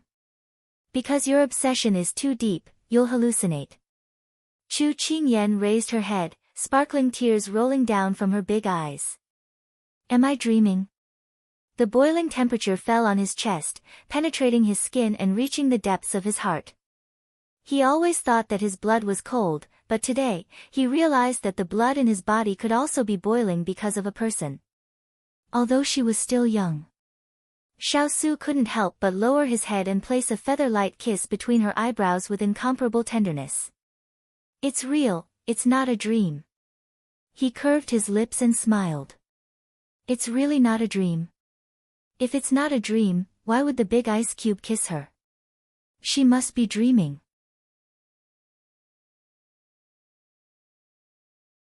Chapter 544. Chu Qingyan did not expect that she would blurt out her thoughts, because she had already seen the big ice cube's darkened appearance. Cough cough, she immediately jumped out of his arms to remedy the situation. Congratulations, the big ice cube's poison has been neutralized. Congratulations to me too, I can start touring the mountains and rivers. She touched her head, hoping that it was not too late. Xiao Su flicked his sleeves and sat back on the chair, ignoring her words. Chu Qingyan was stunned. The big ice cube also had such a childish side. It was as if the sun rose in the west and red rain fell from the sky. But at this time, Chu Qingyan had also regained her composure. As a martial artist, it was not good to experience great joy and sorrow. Big ice cube, look, where there is a will, there is a way. We have finally completed the last step of our long journey. Her tone was rather emotional. Xiao Su's face warmed slightly. This journey has been hard on you.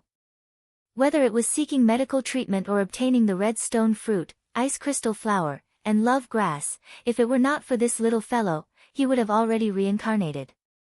He did not forget the little girl who crawled on top of him at that time. When she smiled, she revealed a curved crescent moon. She was innocent and carefree. Now, she was like a bamboo shoot after the rain, growing taller and taller. Her smile was still bright and her eyes were bright. She had shed her naivety and learned to protect herself. He had witnessed her growth along the way. 1 year had already been like this. Perhaps in 3 or 4 years, she would transform into a butterfly. He was looking forward to how far this little fellow would grow in the future. No matter when and where, he would accompany her and witness her growth. Chu Qingyan found that he was actually looking at her in a daze and felt a sense of defeat. Although she was still young and her beauty could not be seen, it was not to the point where people would be in a daze just by looking at her. Could it be that the big ice cube's standards were too high? Chu Qingyan felt very sad in her heart. But at this time, she did not forget what she had promised Dugu Qing. She pulled herself together and interrupted his thoughts. She raised her smiling face and spoke in riddles. Big ice cube, guess who I saw when I went to the palace today? Dugu Qing. Xiao Su raised his eyebrows. How do you know? Chu Qingyan originally wanted to give him a surprise, but did not expect that he was right. I guessed. Xiao Su smiled. When she came back, her footsteps were light, and it was obvious that she was in a good mood.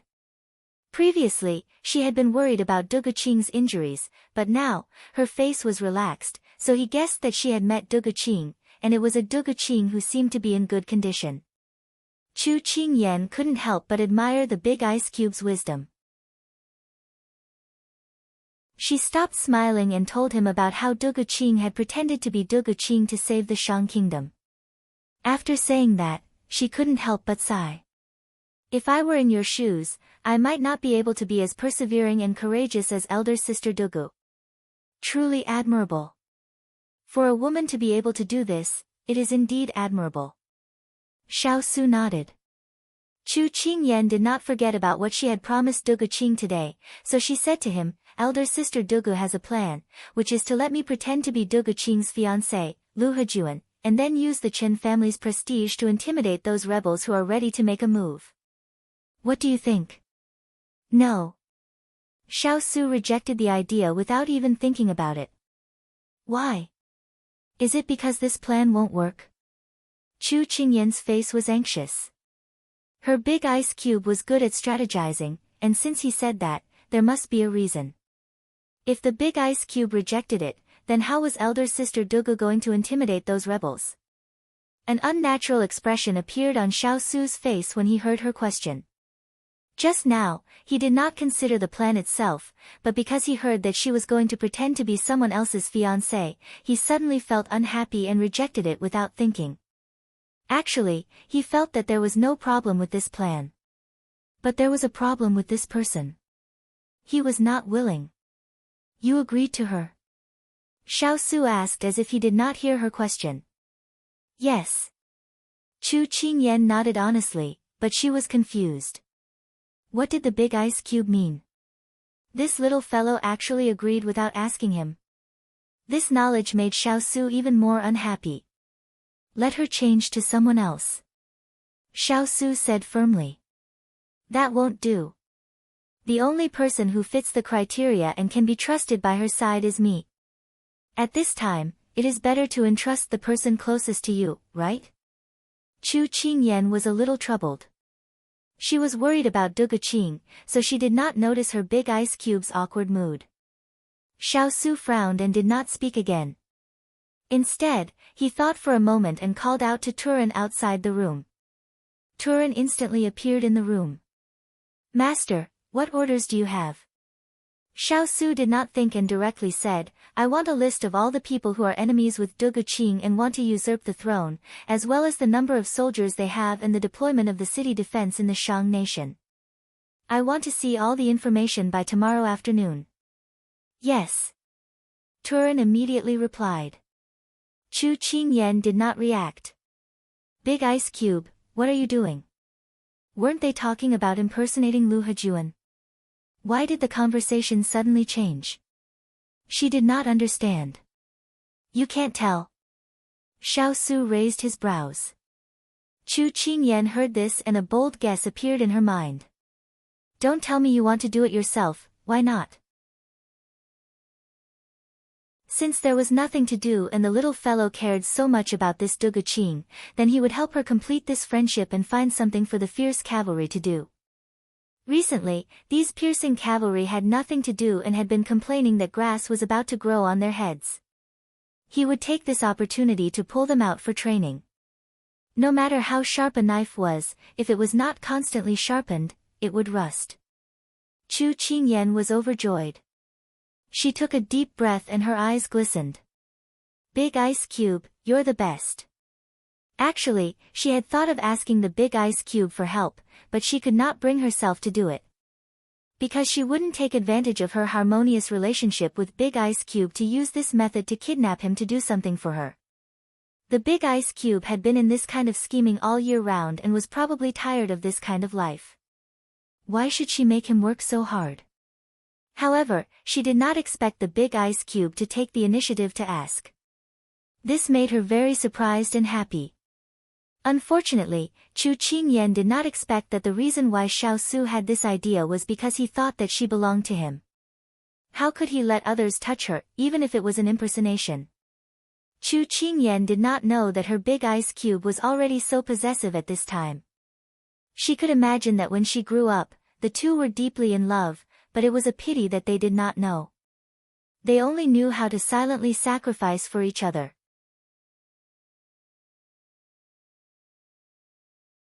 Chapter 545.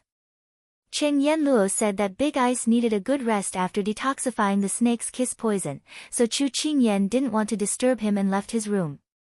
The fact that Big Ice Cube was willing to help Du Guqing made her feel relieved. From what she knew, with such a strong opponent like Big Ice Cube, those who had bad intentions would be wiped out in a matter of minutes.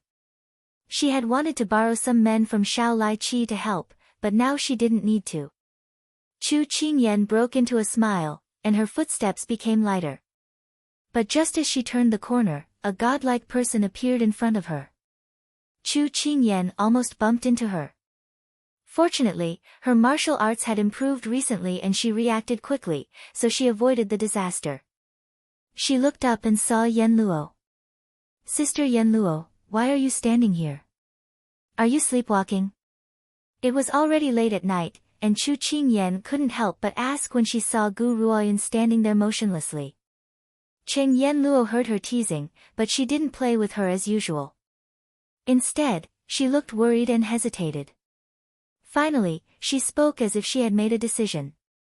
The moment she finished speaking, Chu Qingyan realized that something was wrong with her. Seeing how conflicted she was, Chu Qingyan stopped smiling. Then, just as she was about to suffocate from her expression, she heard her question. Didn't he go to the palace early this morning? Why hasn't he come back yet?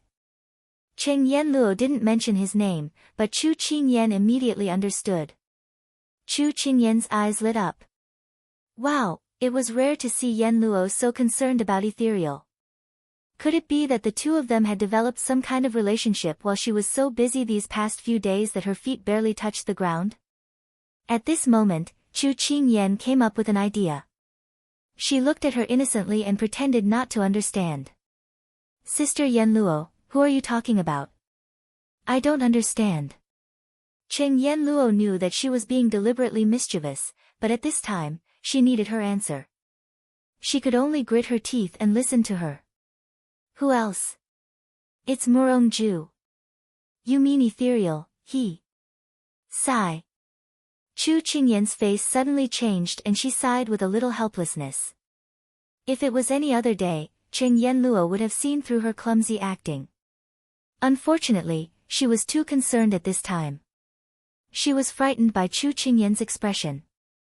What do you mean? What's wrong with him? Is the crown prince of the Shang kingdom unwilling to let him go? She had heard that doctors couldn't leave the palace of the Shang kingdom. Could it be that Murongju was also imprisoned? Seeing her like this, Chu Qingyan couldn't help laughing in her heart. It was so fun to tease a person. No wonder Yenluo and Dugu Qing liked to tease her so much before. However, at this time, the show had to be completed. Chu Qingyan lowered her eyes and looked sad.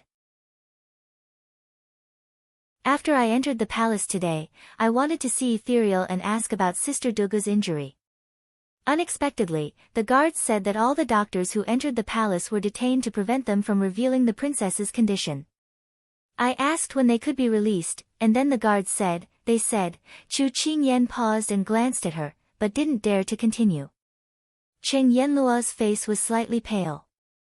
She grabbed Chu Qingyan's shoulder and asked in a panic, what did they say? Tell me quickly. Damn it, I'm dying of anxiety at this time. Chu Qingyan was about to fall apart from being shaken by her. She immediately raised her hand to stop her boorish behavior. Then, she replied dizzily, he said that the princess can only be released after she recovers. But my ass. Cheng Yenluo exploded. When did the little girl become so hesitant? She was so anxious. Chu Qingyan felt that she really couldn't hold back her laughter, but she still stood her ground, because she was a qualified little matchmaker. But the guards said that if anything happened to the princess, all these people would be buried with her. Even Ethereal is no exception. This is the imperial order. Chu Qingyan's voice was no longer trembling, and she said it all in one breath. Then, as soon as she finished speaking, there was dead silence. Chu Qingyan was relieved. But when she saw Yenluo's pale face, she felt that this joke had gone too far. But she felt that it was not a good idea for the two of them to continue wasting their time there. It was better to give her a strong medicine. Maybe she could be revived. Therefore, his guilt vanished in an instant. It can't be. His medical skills are so high. Even father said that he is the most intelligent disciple he has ever taken in, Cheng Yenluo mumbled. It was as if she was saying this to Chu Qingyan, but at the same time, it was as if she was comforting herself. Chu Qingyan saw this and couldn't help but sigh softly. Sister Yenluo obviously cared about Ethereal, but why couldn't she get over the hurdle between them? Sister Yenluo, actually Chu Qingyan felt that it was about time to tell her the truth. Otherwise, she would be guilty if she really caused trouble. At this time, Yilingfeng appeared out of nowhere. His footsteps were a little unsteady, and he was about to walk towards Xiao Su's room. Cheng Yenluo saw him and immediately stopped him. Young Master Yi, Murongju entered the palace with you. How is Dugu Qing's health? Can she be cured? When the three words Dugu Qing came out, Yilingfeng's dispirited eyes regained some spirit. Ethereal said that the injury is serious, but as long as the injured patient has a strong will and with medicine, there will be no problem in curing her. Cheng Yenluo heaved a sigh of relief when she heard this. Then, she asked again, if she can't be cured, will all the doctors be buried with her? I've never heard of such a thing. Moreover, little Qing is so kind. She won't do such a thing. Yi Lingfeng shook his head. Little Qing was pure by nature. Although she was in power now, he believed that a leopard couldn't change its spots. Little Qing wouldn't kill him next time. Cheng Yanluo was puzzled. But, little girl, didn't you say? Where's the little girl? Cheng Yanluo suddenly realized that she had been tricked by the little girl when the corner of her snow-white clothes fluttered around the corner. Cheng Yanluo's furious roar reverberated throughout the spacious inn. Little girl, don't think that I can't catch you just because you have excellent Qing Gong. If you have the ability, don't let me see you again. Chu Qingyan heard her roar, stuck out her tongue, and slipped away. It turned out that being a matchmaker was not easy at all. She had to be cute, glib, ugly, and run fast with Qing Gong. Otherwise, she was likely to die young. At this moment, a mysterious man in black appeared in Shanggui's Lord Mansion. Bold assassin, how dare you break into Lord Kun's mansion? Tell me, who sent you?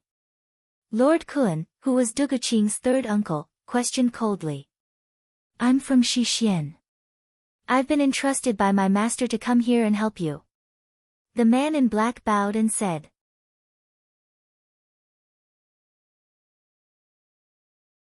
Chapter 546.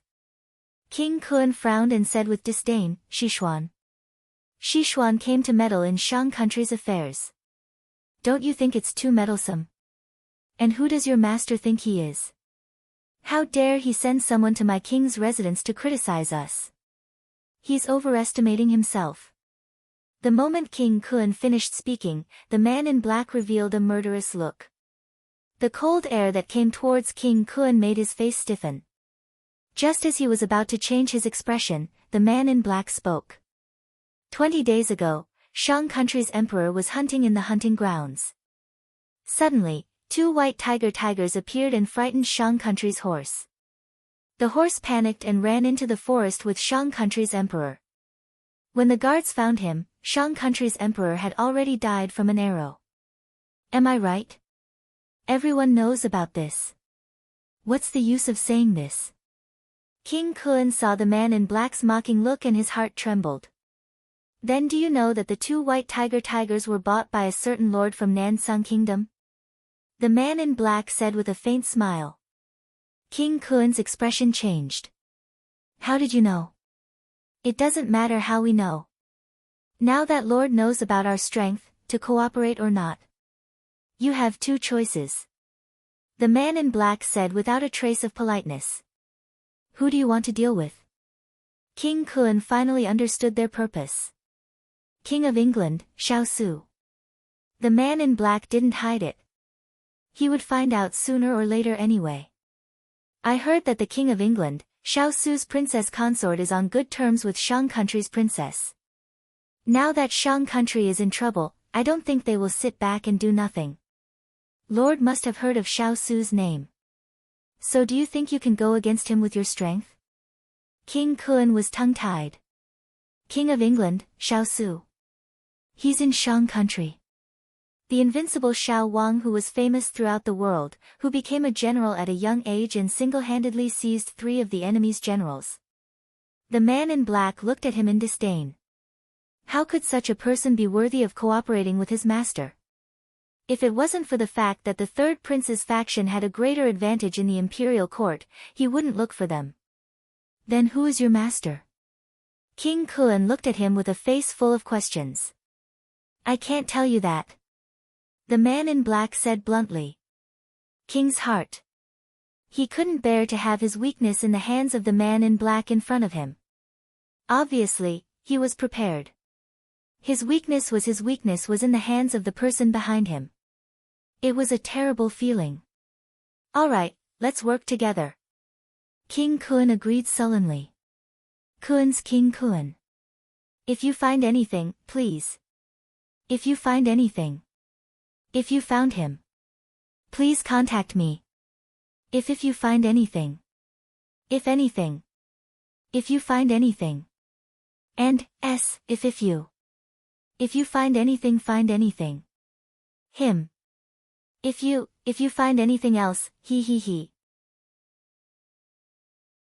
At this moment, a middle-aged man in a loose green robe walked out from behind the screen. Su Lu, what do you think about this? King Kun turned around and asked him immediately. If he's from Sichuan, based on his tone and aura, it's very likely that he's a secret guard in the palace.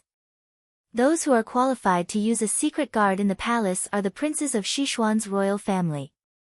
Excluding Xiao Su and the young Xiao Ran, there's only Xiao Ho and Xiao Yao left. However, according to our intelligence, Xiao Yao has been unrestrained and indulged in wine and women.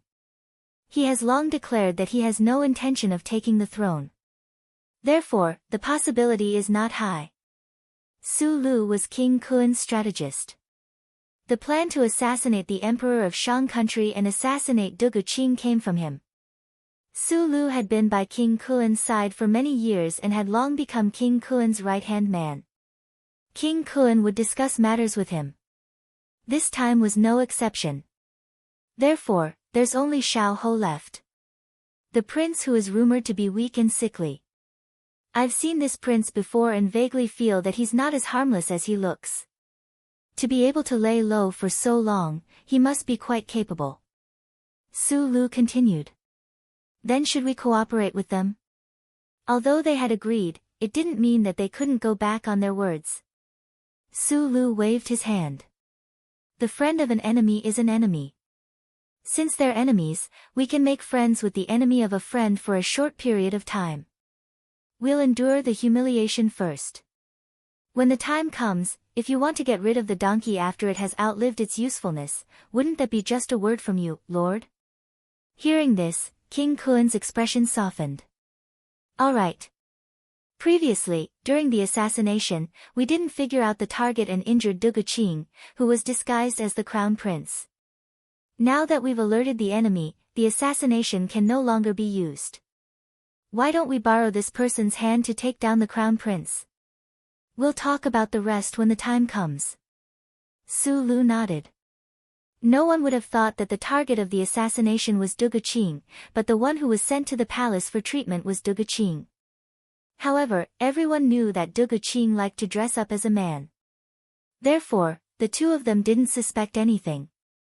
In fact, Dugu Qing was just pretending to be someone else. The next day, Chu Qingyan and Xiao Su entered the Shang country's palace. Dugu Qing had received news from Chu Qingyan yesterday that Xiao Su wanted to help her. At this moment, she was sitting upright and waiting for Xiao Su's arrival. When the three of them met, Dugu Qing bowed deeply to Xiao Su. His Royal Highness, our Shang country's century-old foundation is in your hands. Xiao Su raised his eyebrows. Princess, are you not worried that this prince is plotting against your Shang country? He had the Shao Lai cavalry in his hands. If he took advantage of the situation, the Shang country's throne might change hands. Dugu Qing smiled when she heard that. I trust you.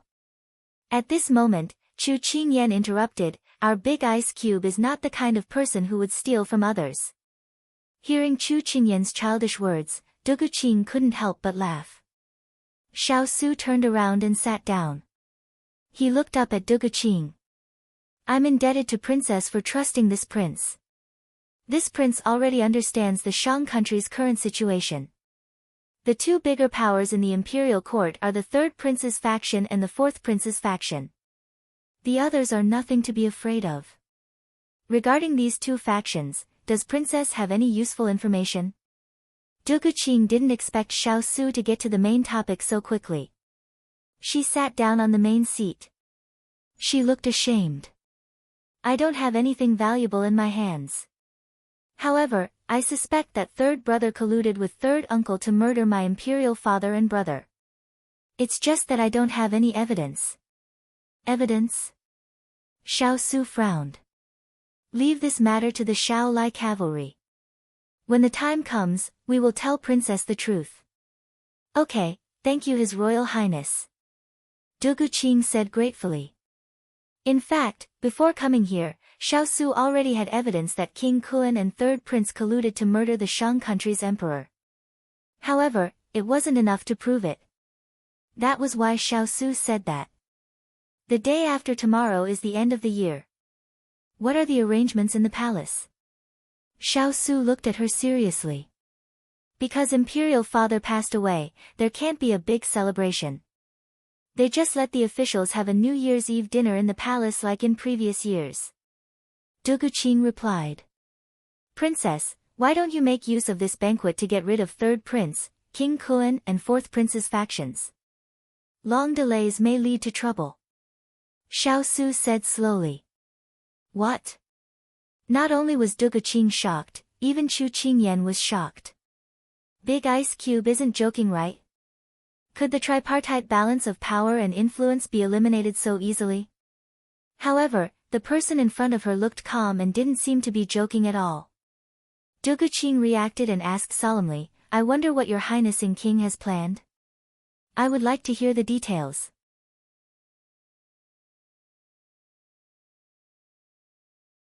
Chapter 547. Duguqing's steadiness and self-restraint made the arrogant Xiaosu look at her in a different light. He couldn't help but think of his good friend. It seemed like he still had a long way to go after her. He deserved it. Xiaosu didn't answer her question. Instead, he turned to ask the person beside him who seemed to be deep in thought. Qingyan, if you were King Kun and had a large army in your hands. You had been secretly spreading rumors that the crown prince couldn't wait for his majesty to pass down the throne and killed him, then what would you do at the banquet? Chu Qingyan did not expect Big Ice Cube to suddenly call out her name, but she still calmed herself down and thought about it. She had already seen Shangguo's information on the carriage, and it was still fresh in her mind. From what we know, the Kun king is short-sighted, cunning, and not smart enough. He is not an easy person to get along with. However, the reason why he was able to reach his current position after so many years, raise an army without anyone knowing about it, and secretly win over the officials in the imperial court, was all because of a strategist by his side, Su Lu. Su Lu is a bold and rash person. He is a strong opponent. Every plan he makes is very thorough, but he likes to take risks. Therefore, I think that he might let King Kun make things difficult for the crown prince during the banquet and collude with the officials in his camp to frame the crown prince. In the name of taking revenge for Emperor Shang, he will abolish the crown prince. King Kun has 100,000 soldiers in his hands. He has nothing to fear. If he can't force the crown prince to abdicate, he won't mind shedding all pretense of cordiality. After all, at this time, the crown prince has nothing to rely on other than 30,000 city guards and palace guards. The empress of the Shang kingdom, also known as Empress Chen, came from the Chen family of the Shang kingdom's defender general. For generations, they protected the Shang kingdom. Since ancient times, in order to maintain the balance between the imperial harem and the court, the emperor would take some measures to prevent his relatives from interfering in politics. However, the Qin family had been generals and officials for generations. They were also worried that their achievements would affect the emperor. Furthermore, their family produced an empress. In order to not make things difficult for Empress Chen, they were also afraid of the Qin family. Therefore, when Duguqing's maternal grandfather married his daughter to the Shang kingdom emperor, he wrote a letter asking for the entire family to move to the border to help guard the border. Of course, the Shang kingdom emperor agreed. Although it was one thing to trust in his subjects, it was hard to predict a person's heart. Hence, the Shang kingdom emperor's trust in Empress Chen. However, the Qin family was at the border. Although there were people from the Qin family in the imperial court, they did not have much military power, let alone be compared to King Kun's army. The reason why Chu Qingyan had such a conjecture was because she had received news from the fierce cavalry that the king of Kun was mobilizing his troops frequently. It seemed like he was heading towards the Shang nation's imperial capital, Chu Qingyan shook her head and said, if they can create enough public opinion, you will be the ones in the wrong. They can declare you guilty in any way they want. Be it killing the emperor, seizing the throne, or colluding with other nations. The winner is the king, and the loser is the bandit. Duguqing leaned back in her chair in a daze. That's right. Even Imperial father and Imperial younger brother tried to kill them. What else can these people not do? Chu Qingyan could understand her thoughts. She had never had to worry about food and clothing since she was young. How could she know that people were sinister? For the sake of power and wealth, they were shameless and heartless. And now, she had this realization because of the pursuit that Big Ice Cube had encountered along the way. If it was someone else, it would be understandable, but even his father, the Emperor, did not let him go. It simply overturned her three views. She could not imagine what the heart of the person who ordered the killing of his own son was made of. Was it made of iron? Sister Dugu, you don't have to worry too much. This is just my guess. Maybe nothing happened. Seeing her shocked expression, Chu Qingyan couldn't help but comfort her. Duguqing shook her head and smiled bitterly. After hearing what you said and combining all the recent signs in the imperial court, I seem to be able to feel some signs. Recently, King Kuan's attitude towards me in the imperial court has been getting worse and worse. The reason why he is so fearless is probably because the end of the year is approaching.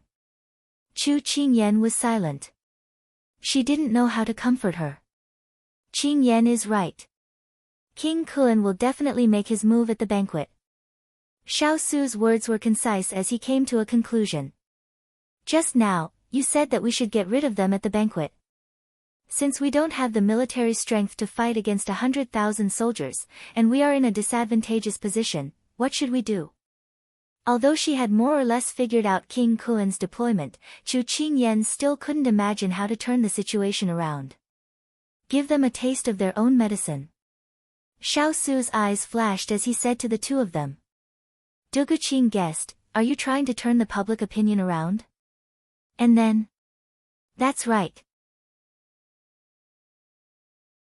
Since he can spread rumors that the crown prince has evil intentions, then you can also send people to stir up trouble and lead the public opinion to burn him and the fourth prince.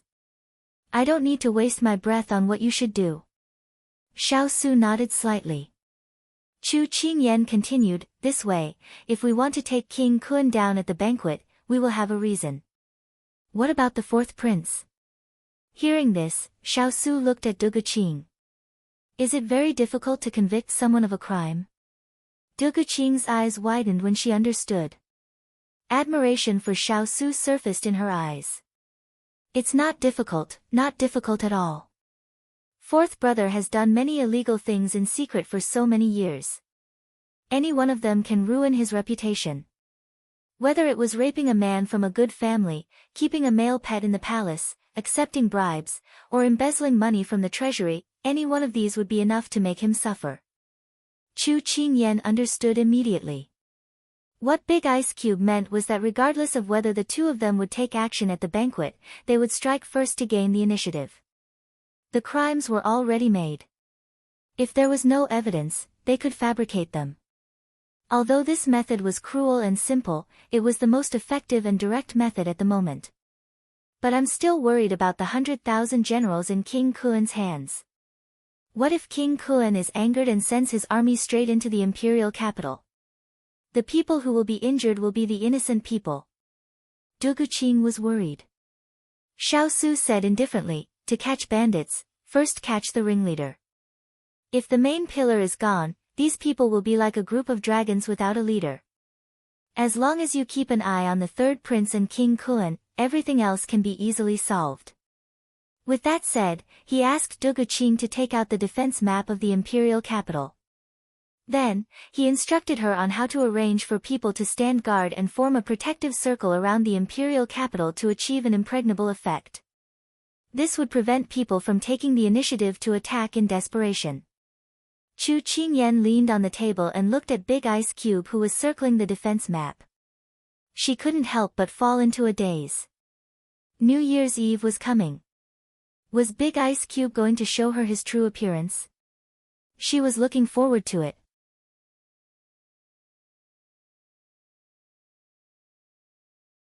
Chapter 548. After setting up the city's defenses, Xiao Su asked Du Guqing to secretly contact the ministers who supported Du Guqing's faction. As for the matter of not being able to contact the great general, he left it to Xiao Lai-Chi to handle. Du Guqing listened to Xiao Su's arrangements and noted them down one by one. For example, on the day of the banquet, how to strike first before King Kun spoke, and how to arrange the manpower in the palace, etc. The more she listened, the more Du Guqing admired Xiao Su's meticulousness. He even analyzed the personalities of the ministers in the court, such as who could be used, who could not be used, how they might behave on the day of the banquet, who was the enemy, and what kind of people could be used to control what kind of people. The originally chaotic situation of the court was suddenly cleared up with a few words from him. Everything became clear, and everything was sorted out clearly. Chu Qingyan, who was at the side, looked at the big ice block who was just sitting there with a normal expression. The moment he opened his mouth, he had the aura of turning his hand over and overturning the clouds. She sighed in her heart. This kind of man, even if Mtitai collapsed in front of him, his expression would not change.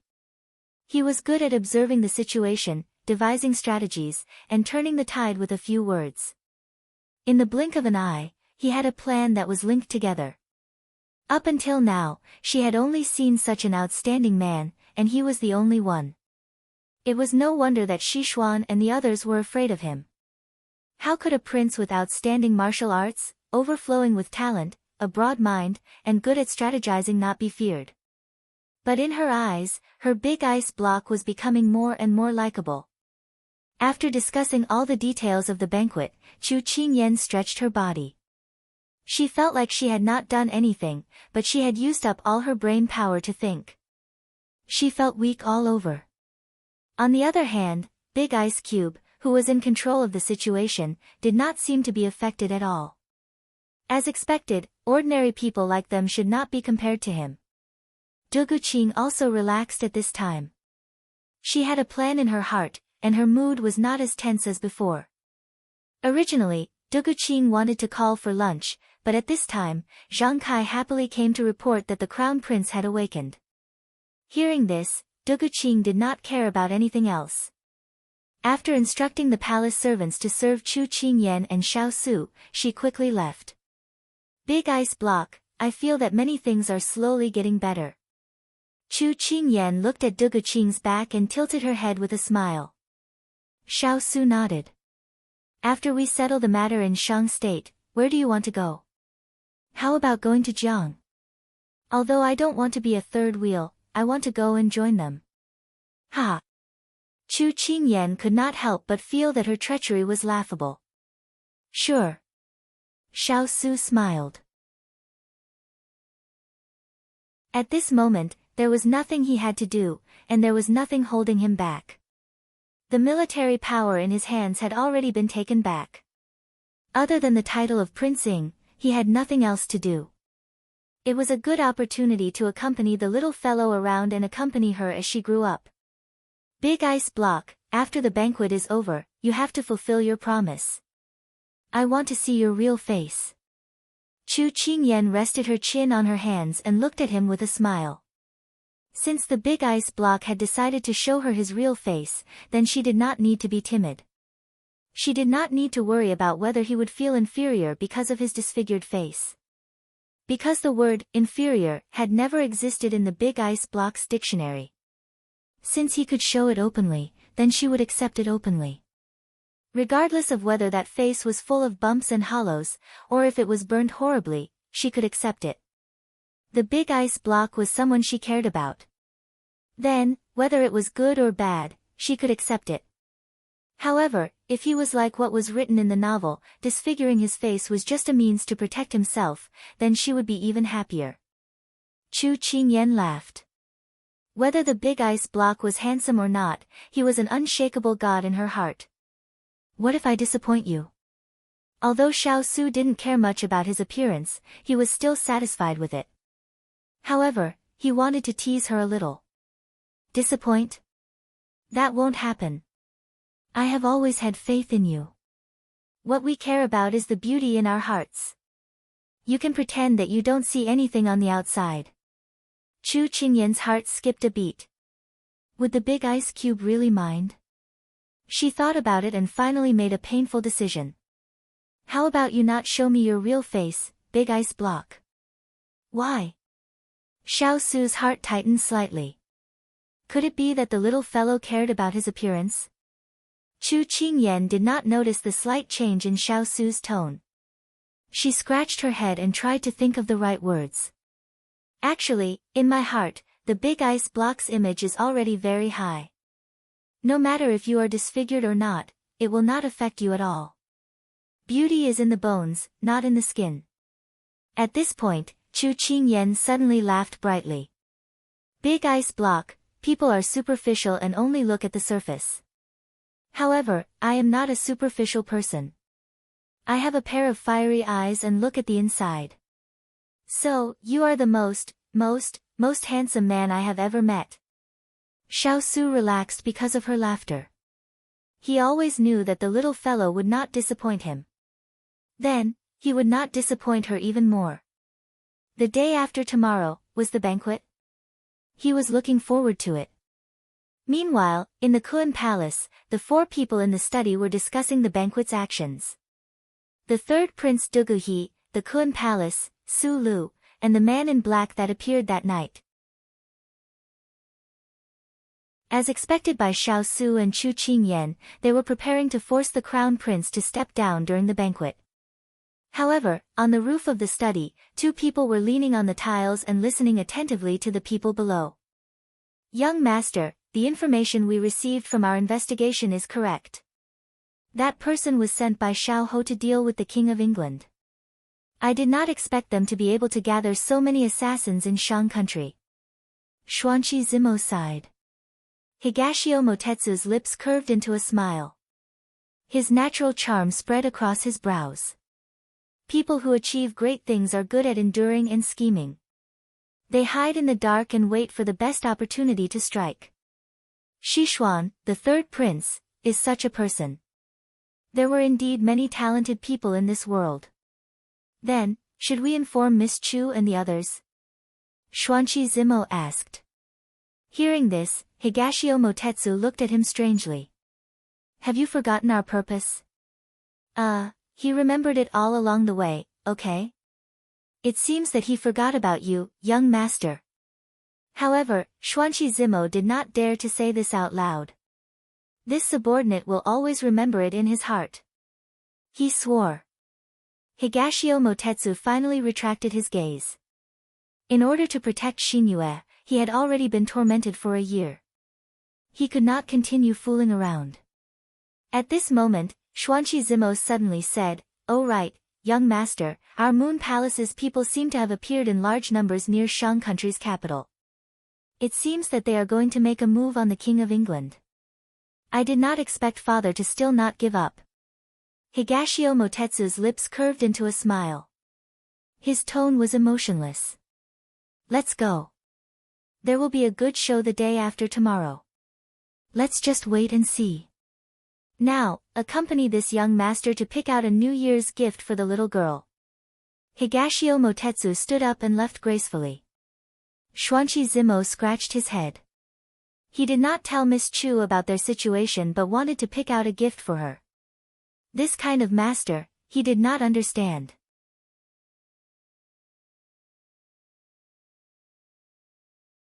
Chapter 549. It was almost the eve of the new year. Even though the death of the Emperor of Shang had caused the entire capital to be in mourning, the arrival of the New Year's Eve had diluted much of the sadness. Even though they didn't dare to openly decorate the streets with lanterns and decorations, the imperial court was currently in a terrible state and no one would care about such things. Thus, the citizens still pasted up couplets and window decorations. The atmosphere of the new year gradually became stronger. The streets and alleys were filled with people wearing new clothes. Children didn't know how to worry as they ran around with windmills. Chu Qingyan and Xiao Su sat in a horse carriage as they passed through the bustling city. They returned to the inn and arranged a safe place for Father Chu and the rest to stay. Because tomorrow night was destined to be a chaotic night, Chu Qingyan couldn't bring her parents to the palace to stay with them. Thus, Before the chaos in Shang was resolved, it was better for them to stay in a safe place. Looking at the lively and adorable children outside the window, Chu Qingyan smiled. It's good to be a child, carefree and worry-free. When she said this, it was as if she had forgotten that she was only a 10-year-old child. It was just that she had grown 1 year older after the new year. Xiao Su followed her gaze and saw that there were children around 8 to 10 years old playing around. He couldn't help but find her words funny. Chu Qingyan felt her head become heavy. She couldn't help but look at the person beside her. She saw his hand on her head and his eyes were smiling. Don't forget, you're just a child too. She stuck out her tongue. Have you seen such a strong child? Xiao Su raised his eyebrows. He thought that she was envious of the children's carefree and peaceful lives. He couldn't help but think for a moment before asking, what color do I like? Chu Qingyan wanted to keep up with the big ice block's jumpy thinking. However, she still answered honestly, red. Red was blazing. It didn't just represent joy, it also represented a heart that was constantly burning. I'll remember it. Xiao Su answered without any head or tail. This time, it was her turn to raise her eyebrows. The big ice cube was acting very strange today. However, on the second day, her room was filled with red, vermilion, peach, jujube, ruby, silver, and other different styles of clothes, shoes, hair accessories, jewelry. Chu Qingyan was dumbfounded. This is a sea of red. At this time, Xining was standing on the side with a basin in her hands. Seeing Hualing instructing Xiao Lai to bring in a chest full of clothes and accessories for her master, she couldn't help asking, Sir Hualing, what are you doing? Hualing put his hands behind his back and pretended to be deep in thought for a moment. Then he said with a serious expression, Master is giving the little princess clothes for the new year. Huh? Xining was confused. That's it. Actually, Hualing also didn't know why his master suddenly ordered them to go to Shang country and collect all the clothes and things for girls when he came back yesterday. They were all men and actually did this kind of thing. However, due to his master's prestige and the fact that the person they were sending was their family's little princess, they had to do it even if it was embarrassing. This was the first time their Shaolai cavalry went to a place filled with rouge and powder. Everyone came back with a body full of fragrance. That Liu Guang who could go 3 days and 3 nights without washing or sleeping on the battlefield took 3 baths when he came back. How pitiful. Xining felt that they were acting strange and brought water into the room. As soon as she entered, she saw her master sitting on a vermilion chest holding a golden hairpin in his hand and biting it into his mouth. Master, what are you doing? Xining was shocked. I'm trying to see if this golden hairpin is really made of gold. It's quite heavy when I hold it. In the past, she didn't pay attention to these things, but now that she had nothing to do and was thinking about traveling the world with Big Ice Cube in the future and raising such a large group of Shaolai cavalry, it would definitely cost a lot. She thought that if these were made of gold, she wouldn't wear them and hide them. In the future, when she didn't have enough money to spend, she would just treat it as spending one item at a time. Xining patted her chest, that's good, that's good. This servant thought that you wanted to commit suicide. Chu Qingyan rolled her eyes at her. Was she the kind of person who would commit suicide?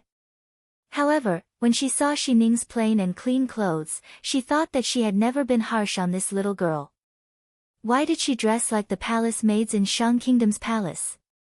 Thinking of this, she picked out a few bracelets, hairpins, and beads that she liked from several boxes and stuffed them into Xining's hands. Here, this is a New Year's gift for you. After saying this, Chu Qingyan stubbornly bit those hairpins. It was so painful. Xining hugged those bracelets and hairpins, her expression somewhat absent-minded. Ever since she followed this master, she was different from other people. In the Wang Fu, it wasn't that she hadn't seen the servant girls who were bullied and reprimanded by her master. Compared to them, she couldn't be too lucky. Moreover, she had seen many things along the way with her master. She felt that her vision had broadened and she had become more confident. These were all given to her by her master. She silently vowed in her heart that she wouldn't let her master down in this lifetime. Master, you're so good to this servant. Xining couldn't help but sigh. Chu Qingyan had just been pricked by a jade pendant, causing her to grimace in pain. When she heard Xining's words, she couldn't help but laugh. You were bought over by this little thing. In the future, if someone offers a higher price than me, won't you sell me? Xining immediately said righteously, Master, Xining is a person who cannot be corrupted by riches and honor, cannot be subdued by might, and cannot be moved by poverty. Haha, you've actually memorized these words. Alright, I still feel that I'm not good enough for you. How about I arrange a marriage for you? I found that the ancient people really liked to arrange marriages when they were children.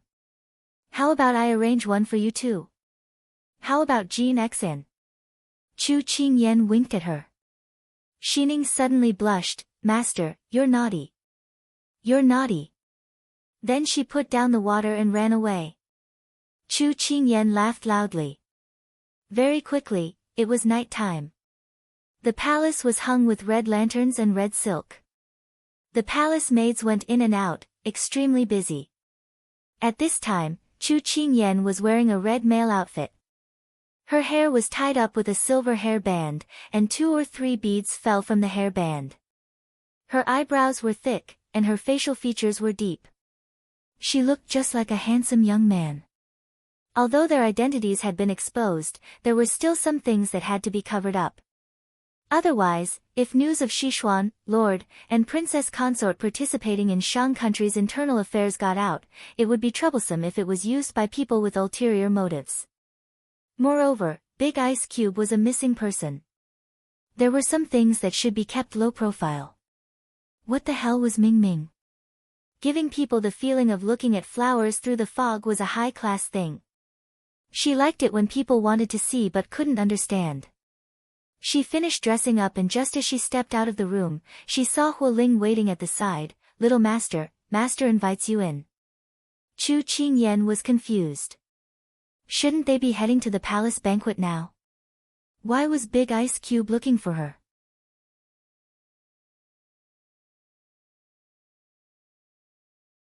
Chapter 550. Chu Qingyan followed Hualing to a quiet little garden and saw the person standing under the wisteria. Today, he was still wearing a black robe, but it was a bit more luxurious than usual. The corner of his robe was decorated with a cold lotus that was wrapped in golden silk. Large golden lotuses bloomed on the hem of his robe. When the night wind blew, those branches and leaves danced in the wind, creating a beautiful scene. He stood with his hands behind his back, looking at her from the side. His posture was handsome, solemn, and his eyes shone brightly. She couldn't help but think of a saying, if one's appearance was good, then one's expression was also good. His facial features were clearly ordinary, but there was a feeling that made people unable to look away. She thought, in this world, there would always be a kind of person who, regardless of appearance or status, could give people a feeling of amazement and warmth. Perhaps when others heard her say that His Royal Highness, who killed without blinking, was like this, they would snort in disdain, but she still firmly believed it.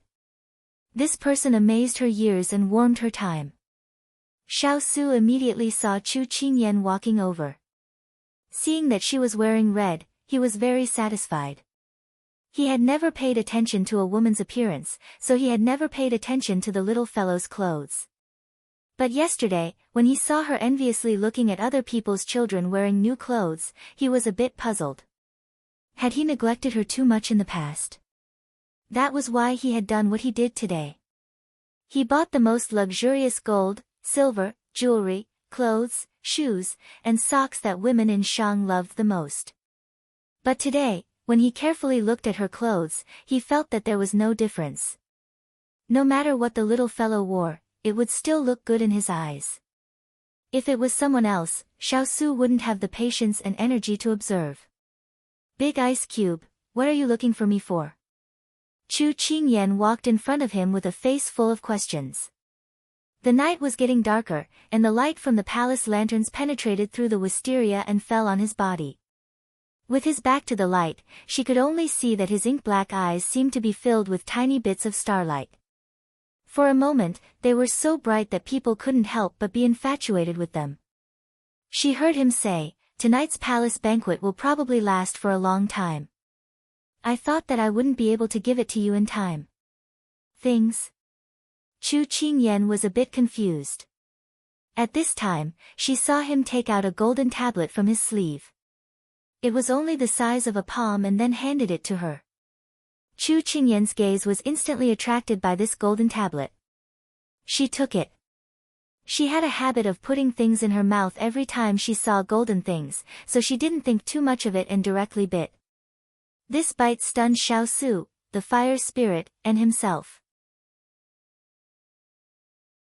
Xiao Su's eyes twitched. Listening to their report, she had been testing the hardness of the jewelry in her room the entire afternoon. He was a bit confused, but now that he saw it, he was speechless. Huoling's face was filled with fear.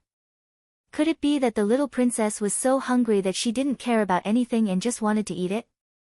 That was a golden tablet. It wasn't food, it wasn't food, it wasn't food. It could buy a lot of food. Huoling was already going crazy. Chu Qingyan's face was filled with awkwardness. It's over, she made a fool of herself again. It was all because she tried it too often in the afternoon that she bit it out of habit. Woo, woo, woo. After feeling helpless, Xiao Su still felt that he had to explain. Otherwise, if she pawned the golden tablet on a whim one day, then he would be bankrupt. This is a golden tablet. It can transfer all of my assets, including the Su family bank that is spread across the various countries, the rewards from the past 10 years, the income from the dozens of shops, the harvest from the farms. Before Xiao Su finished speaking, Chu Qingyan was already stunned. She didn't know what he said next. She never knew that the big ice cube was so rich. Did she find a rich man? The answer was yes. Su family bank. She listened the entire time and only caught this word. It seemed a bit familiar. Su family bank is one of the top 10 banks in the world. It is managed by Jin Ling. Even Master's assets and businesses are managed by him, Huoling explained after hearing this. Jin Ling. She had only heard of this person's name and had never seen him before. She was already curious. Even Water Spirit was curious. He's the most comfortable one among us 6 spirits. Huoling said with emotion. At this time, Xiao Su lightly said, "This king doesn't mind sending you to the bank to enjoy a few days of peace." Huoling immediately shook his head and waved his hand, "Master, you should spare this subordinate. Those abacus and account books will dazzle this subordinate."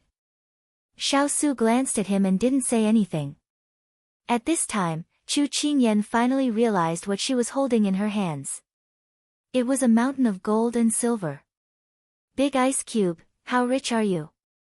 She heard her voice tremble slightly. "Richer than you think." Xiao Su couldn't help teasing her. Huoling was dumbstruck from the side. Master, who had been ruthless to him just now, was suddenly gentle to the little princess. He couldn't accept this. Chu Qingyan felt that this golden token was too heavy. She couldn't hold it and immediately stuffed it back into his hands. "I can't take such a valuable thing. What if I accidentally lose it?" "It's fine. If it's lost, then it's lost." "Ah. I've already passed down the order. Jin Ling and the others will only recognize you and me. This golden token is just a symbol of your identity." Xiao Su explained unhurriedly. "Is this good?" "You don't need to feel too burdened. There is no reason for me to take back something I've given out." Xiao Su revealed a faint smile. Chu Qingyan looked at the golden token that had returned to her hands. Her heart was filled with waves that could not be calmed down for a long time. She looked at the back that was gradually walking away and her heart seemed to be gently poked. This was the first time someone had given her such a valuable thing. They didn't ask for anything and just placed it in her hands. She pressed the golden token against her chest. In the garden where the cold wind was blowing, she felt a warmth in her chest, as if something was growing there. On the way to the palace banquet, Xiaosu thought about the little fellow's expression and couldn't help laughing.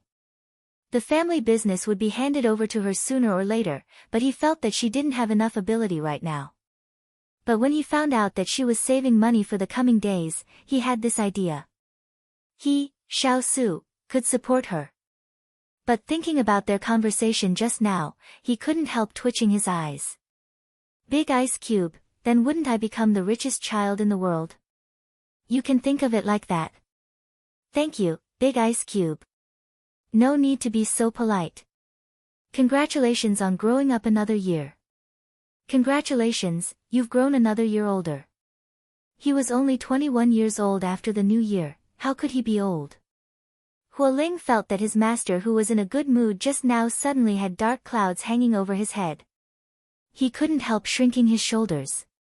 His master's mood swings were so scary. The little princess loved to punish subordinates.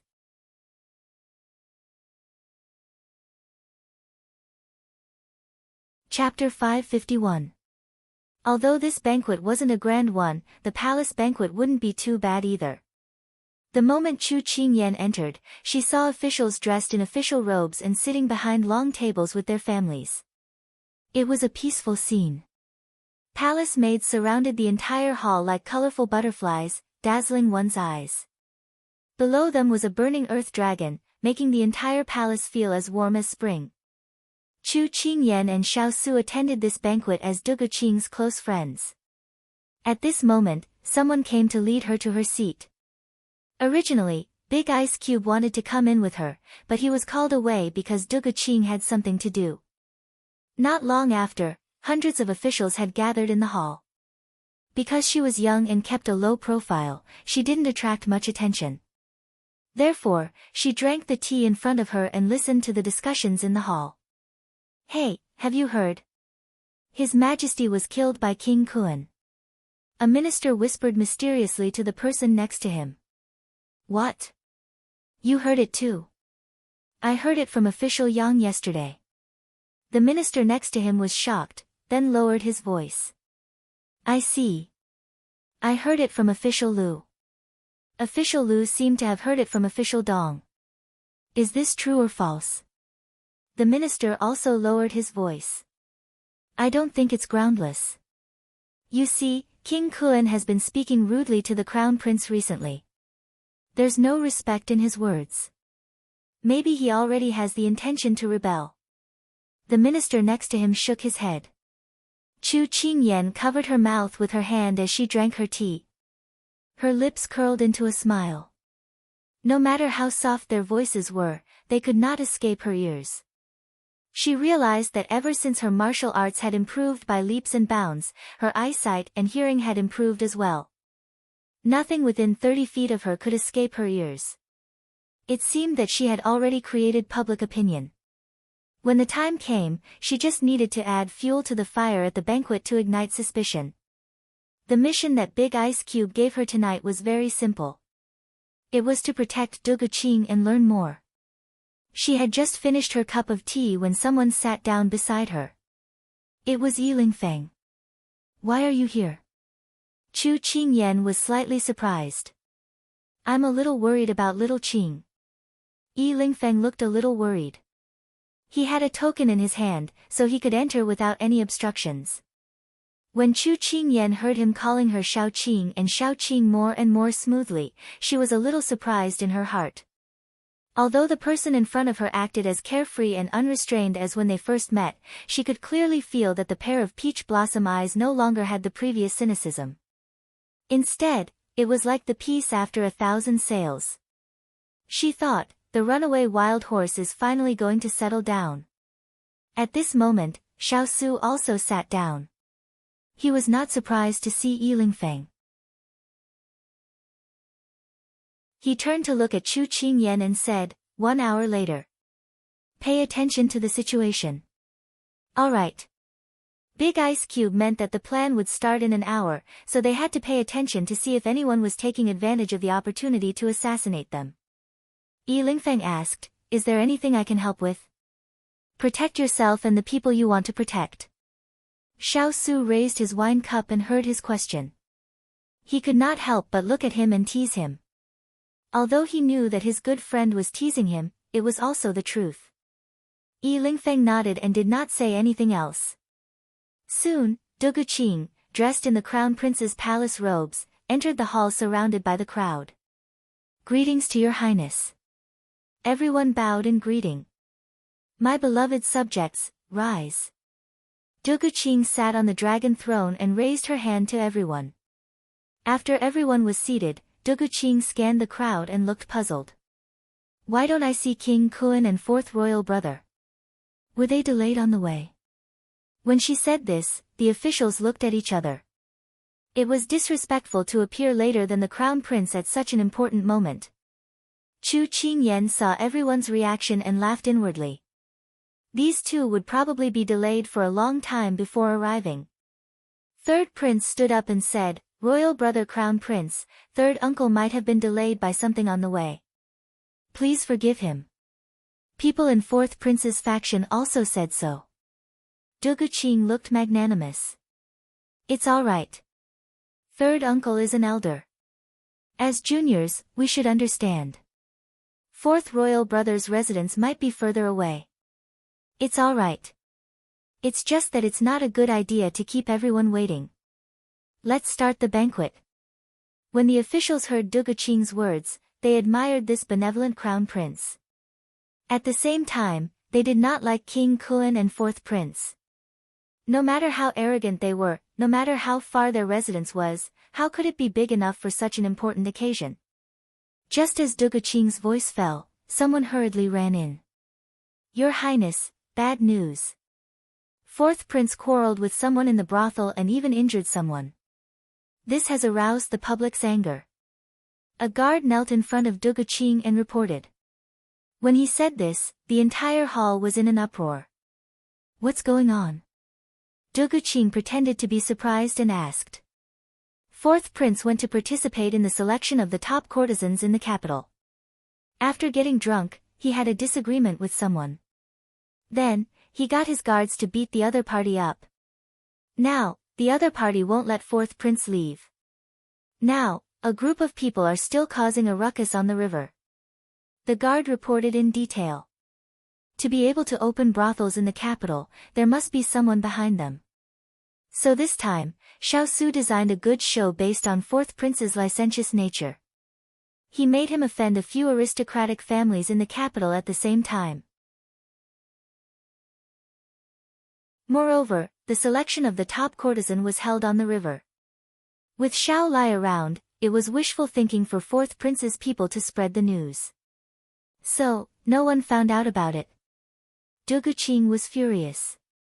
Fourth royal brother actually went to such a place at such a time and even injured someone. Guards! Here! Someone stood up. Send someone to bring fourth prince back to the palace. When he sobers up, this crown prince will interrogate him. Who is right and who is wrong, this crown prince will give the people an explanation.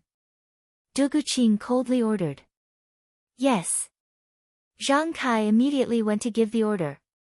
Everyone already had a bad impression of the fourth prince. He indulged in debauchery, bullied men and women, and used his strength to bully the weak. Now that this matter had happened, everyone disliked him even more.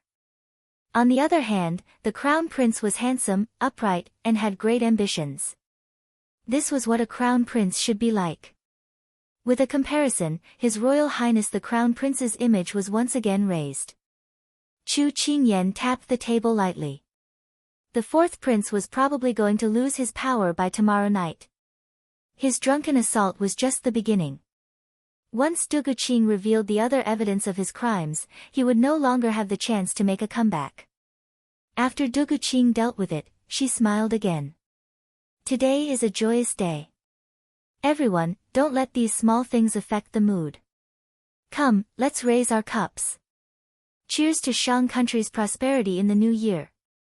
Just as she finished speaking, a voice came from outside. Lord Kun has arrived. At this time, everyone had raised their wine cups high. Before they could drink, they were stopped. With Lord Kun's failure to arrive on time and the appearance of this node, everyone disliked him even more. Chu Qingyan curved her lips. An important character was about to appear.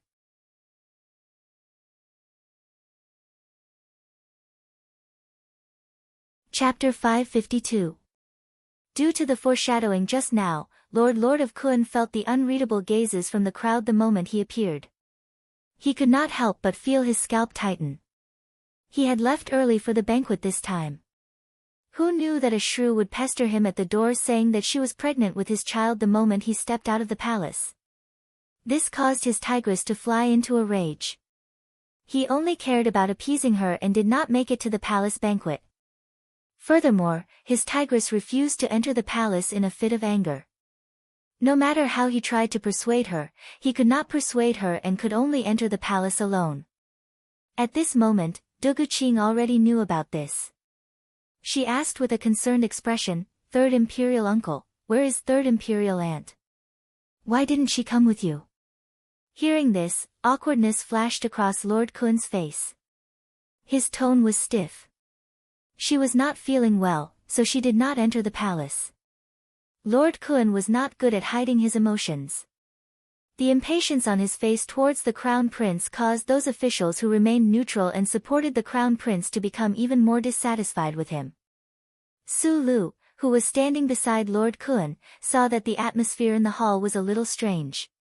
She could not help but whisper for Lord Kun to quickly sit down. After Lord Kun received the message, he returned to his seat. Duguqing glanced at the crowd and a smile appeared in her eyes. Then, she waved her hand and let the eunuch sing the part where the officials would celebrate the new year. Originally, this part was the last. However, after discussing with Xiao Su, this part was brought forward. This meant that the plan was about to enter the final stage. Chu Qingyan took a bite of the pork shoulder. Hearing this, she could not help but turn to ask the person beside her, "Big Ice Block, what did Lord of Kun give?" Xiao Su picked up some vegetables with his chopsticks and put them into her bowl. His expression was indifferent as he said, "Something that will only do him harm." There were too many people around, so she did not ask further. She lowered her head and saw the carrots in her bowl. She looked at the person beside her with a heart full of complaints. At this moment, she realized that Yi Lingfeng had not touched his chopsticks. She could not help but look at him. She saw that his gaze was fixed on the main seat. Chu Qingyan followed his gaze and saw that he was looking at Duguqing. Chu Qingyan shook her head. "The furthest distance in the world is that I'm sitting in front of you, but you don't know." Now, it was King Kuan's turn to present his gift. Actually, King Kuan did not pay much attention to this gift. This was because their original plan was to make things difficult for the Crown Prince during the song and dance performance not long after the banquet started. Who knew that things would go wrong from the moment they left the banquet? Now, their plans were disrupted. Su Lu told him that there was a change in the plan. They would only take action after the gifts were presented. Only then did King Kuan suppress his emotions. At the same time, he sent someone to inform the third prince. King Kuan brought a box forward and said, "Your Highness, this is the scripture that my wife copied. I hope it can bless our Shang nation with good weather and the safety of Guotai." Duguqing's face was filled with joy. She let someone take the box and said, "Thank you for your kindness. May I know what scripture Third Imperial Aunt copied?" "This." King Kuan looked troubled. How would he know what was written inside? This afternoon, she suddenly said that the coral birthday painting that she had prepared was missing. He did not know who suggested that she use the scripture that she copied every day to replace it. King Kuan was in a hurry for tonight's big event and did not care what she took. However, he did not expect the Crown Prince to not follow the rules. He felt that he was in a passive position now. King Kuan's expression had already told everyone that he did not care about this gift at all. There was no sincerity at all. Bad review. Su Lu sat below and exchanged glances with one of Xiao Ho's men in black who was disguised as a follower.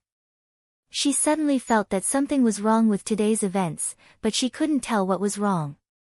Duguqing looked at King Kuen's expression and smiled. However, it quickly disappeared. She said with an unnatural expression, "Third Imperial Uncle doesn't know either. Let's open it and take a look. I heard that Third Imperial Aunt has good handwriting. Let me take a look."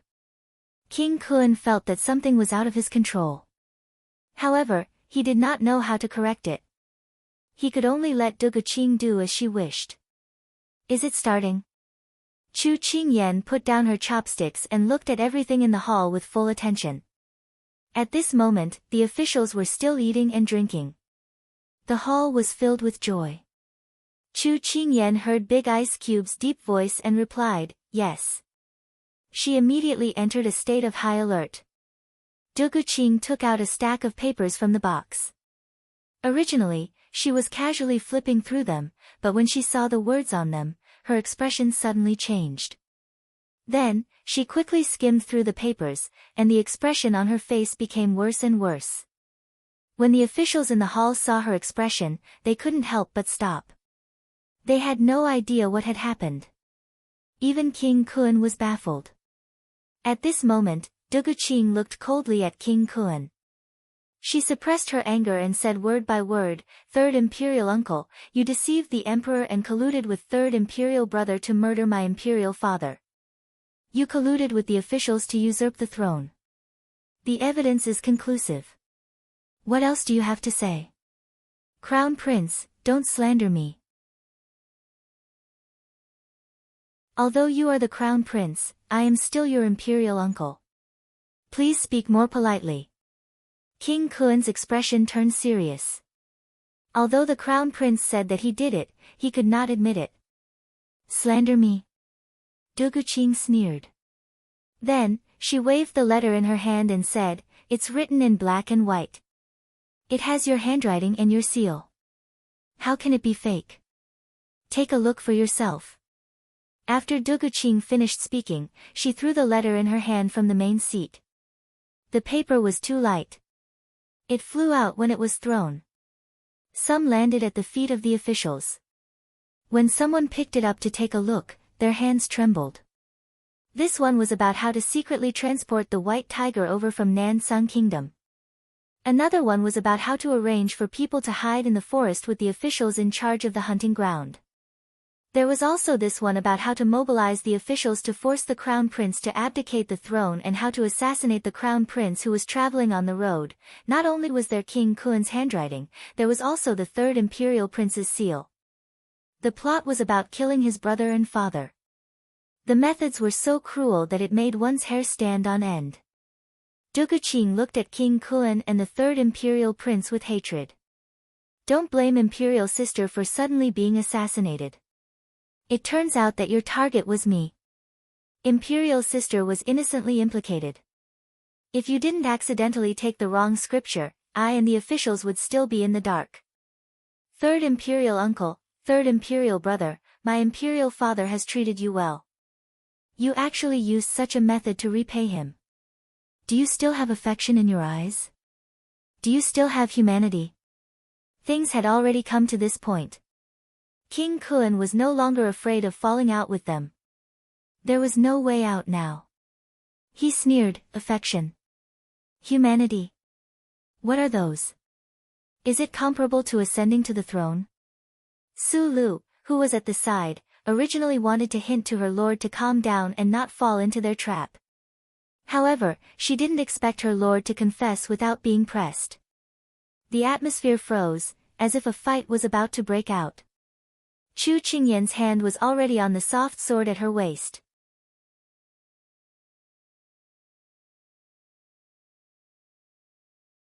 Chapter 553. She thought that it would take a lot of effort for King Kuen to admit to these crimes, but she did not expect him to agree so easily. Duguqing could not help but look at Xiaosu.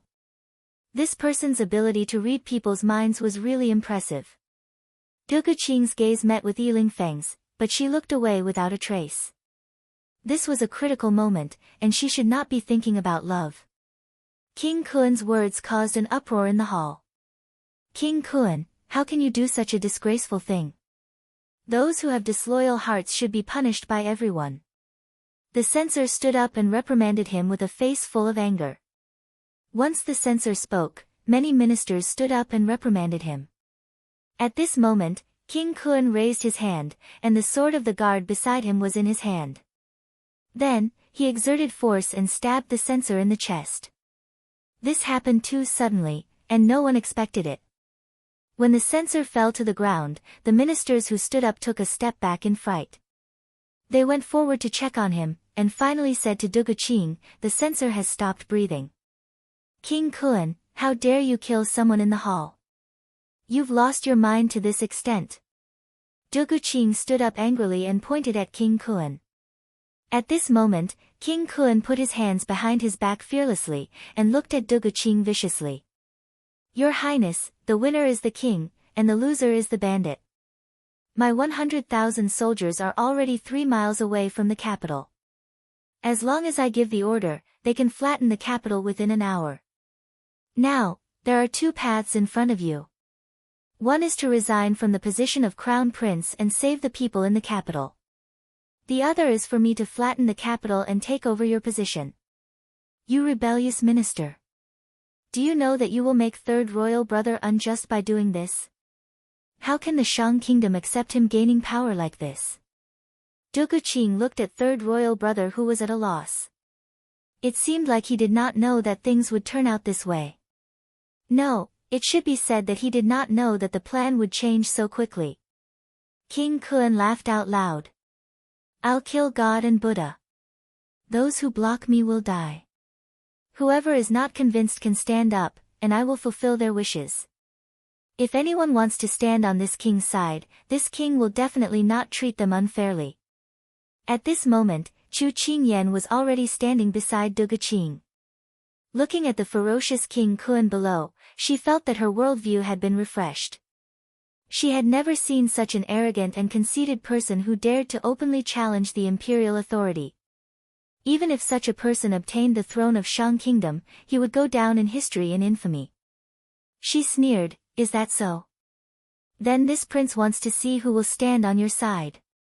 After King Kun finished speaking, there were already many officials on his side.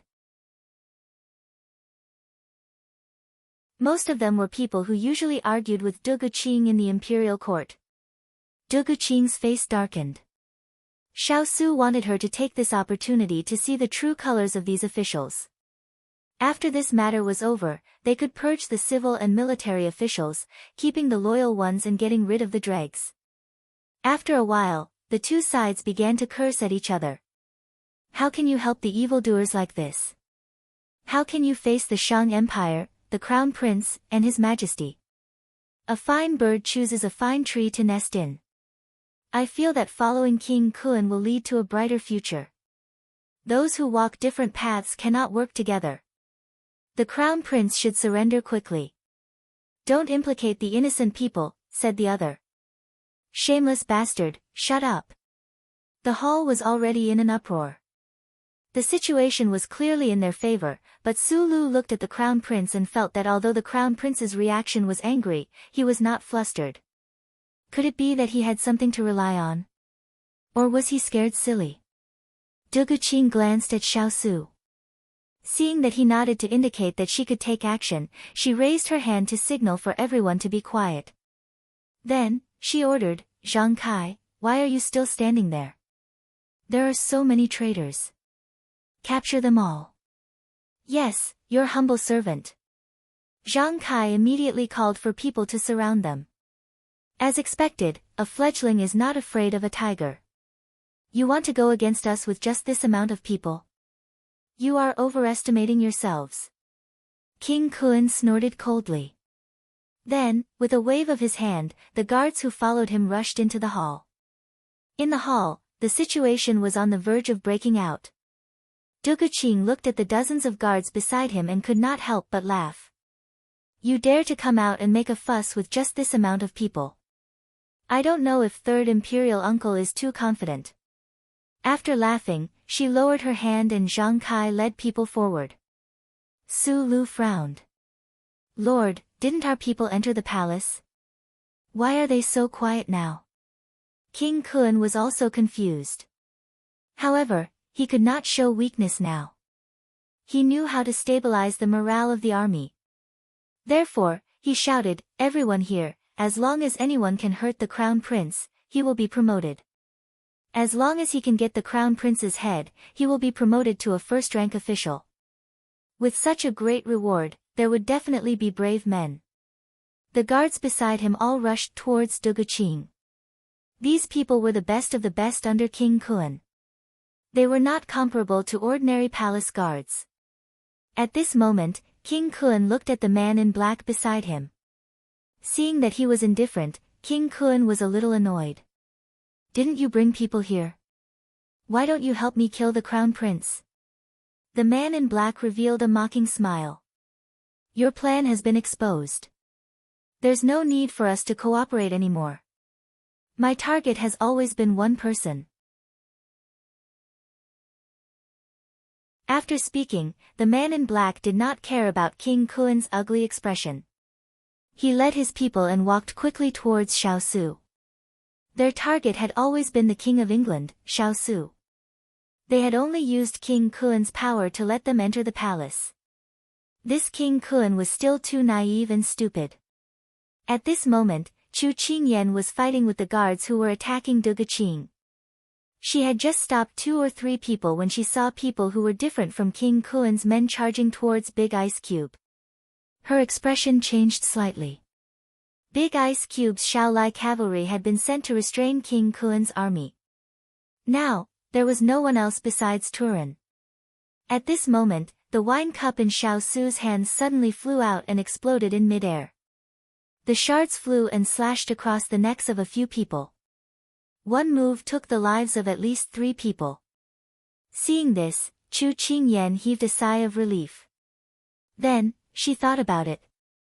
Who was the Big Ice Cube? His martial arts were exceptional, and these people would not be a problem for him.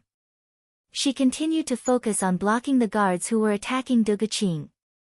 She did not know if it was because King Kun was too tempting, but these people attacked without any regard for their lives. Chu Qingyan could not take care of so many people. She was careless and someone went past her and went towards Duguqing. Duguqing's martial arts were not weak either. She lifted her leg and kicked towards the guard. But at this moment, a palace maid standing beside her suddenly took out a dagger from her sleeve and stabbed it towards Duguqing's chest. No. You're tuning into the Blissful Bookshelf YouTube channel. We're so grateful for your support and don't forget to subscribe to join us on this incredible journey through captivating stories. Your generosity through donations truly makes a world of difference, as it's the primary source of revenue that allows me to expand and enhance this channel for you. Thank you from the bottom of my heart for being a part of this adventure.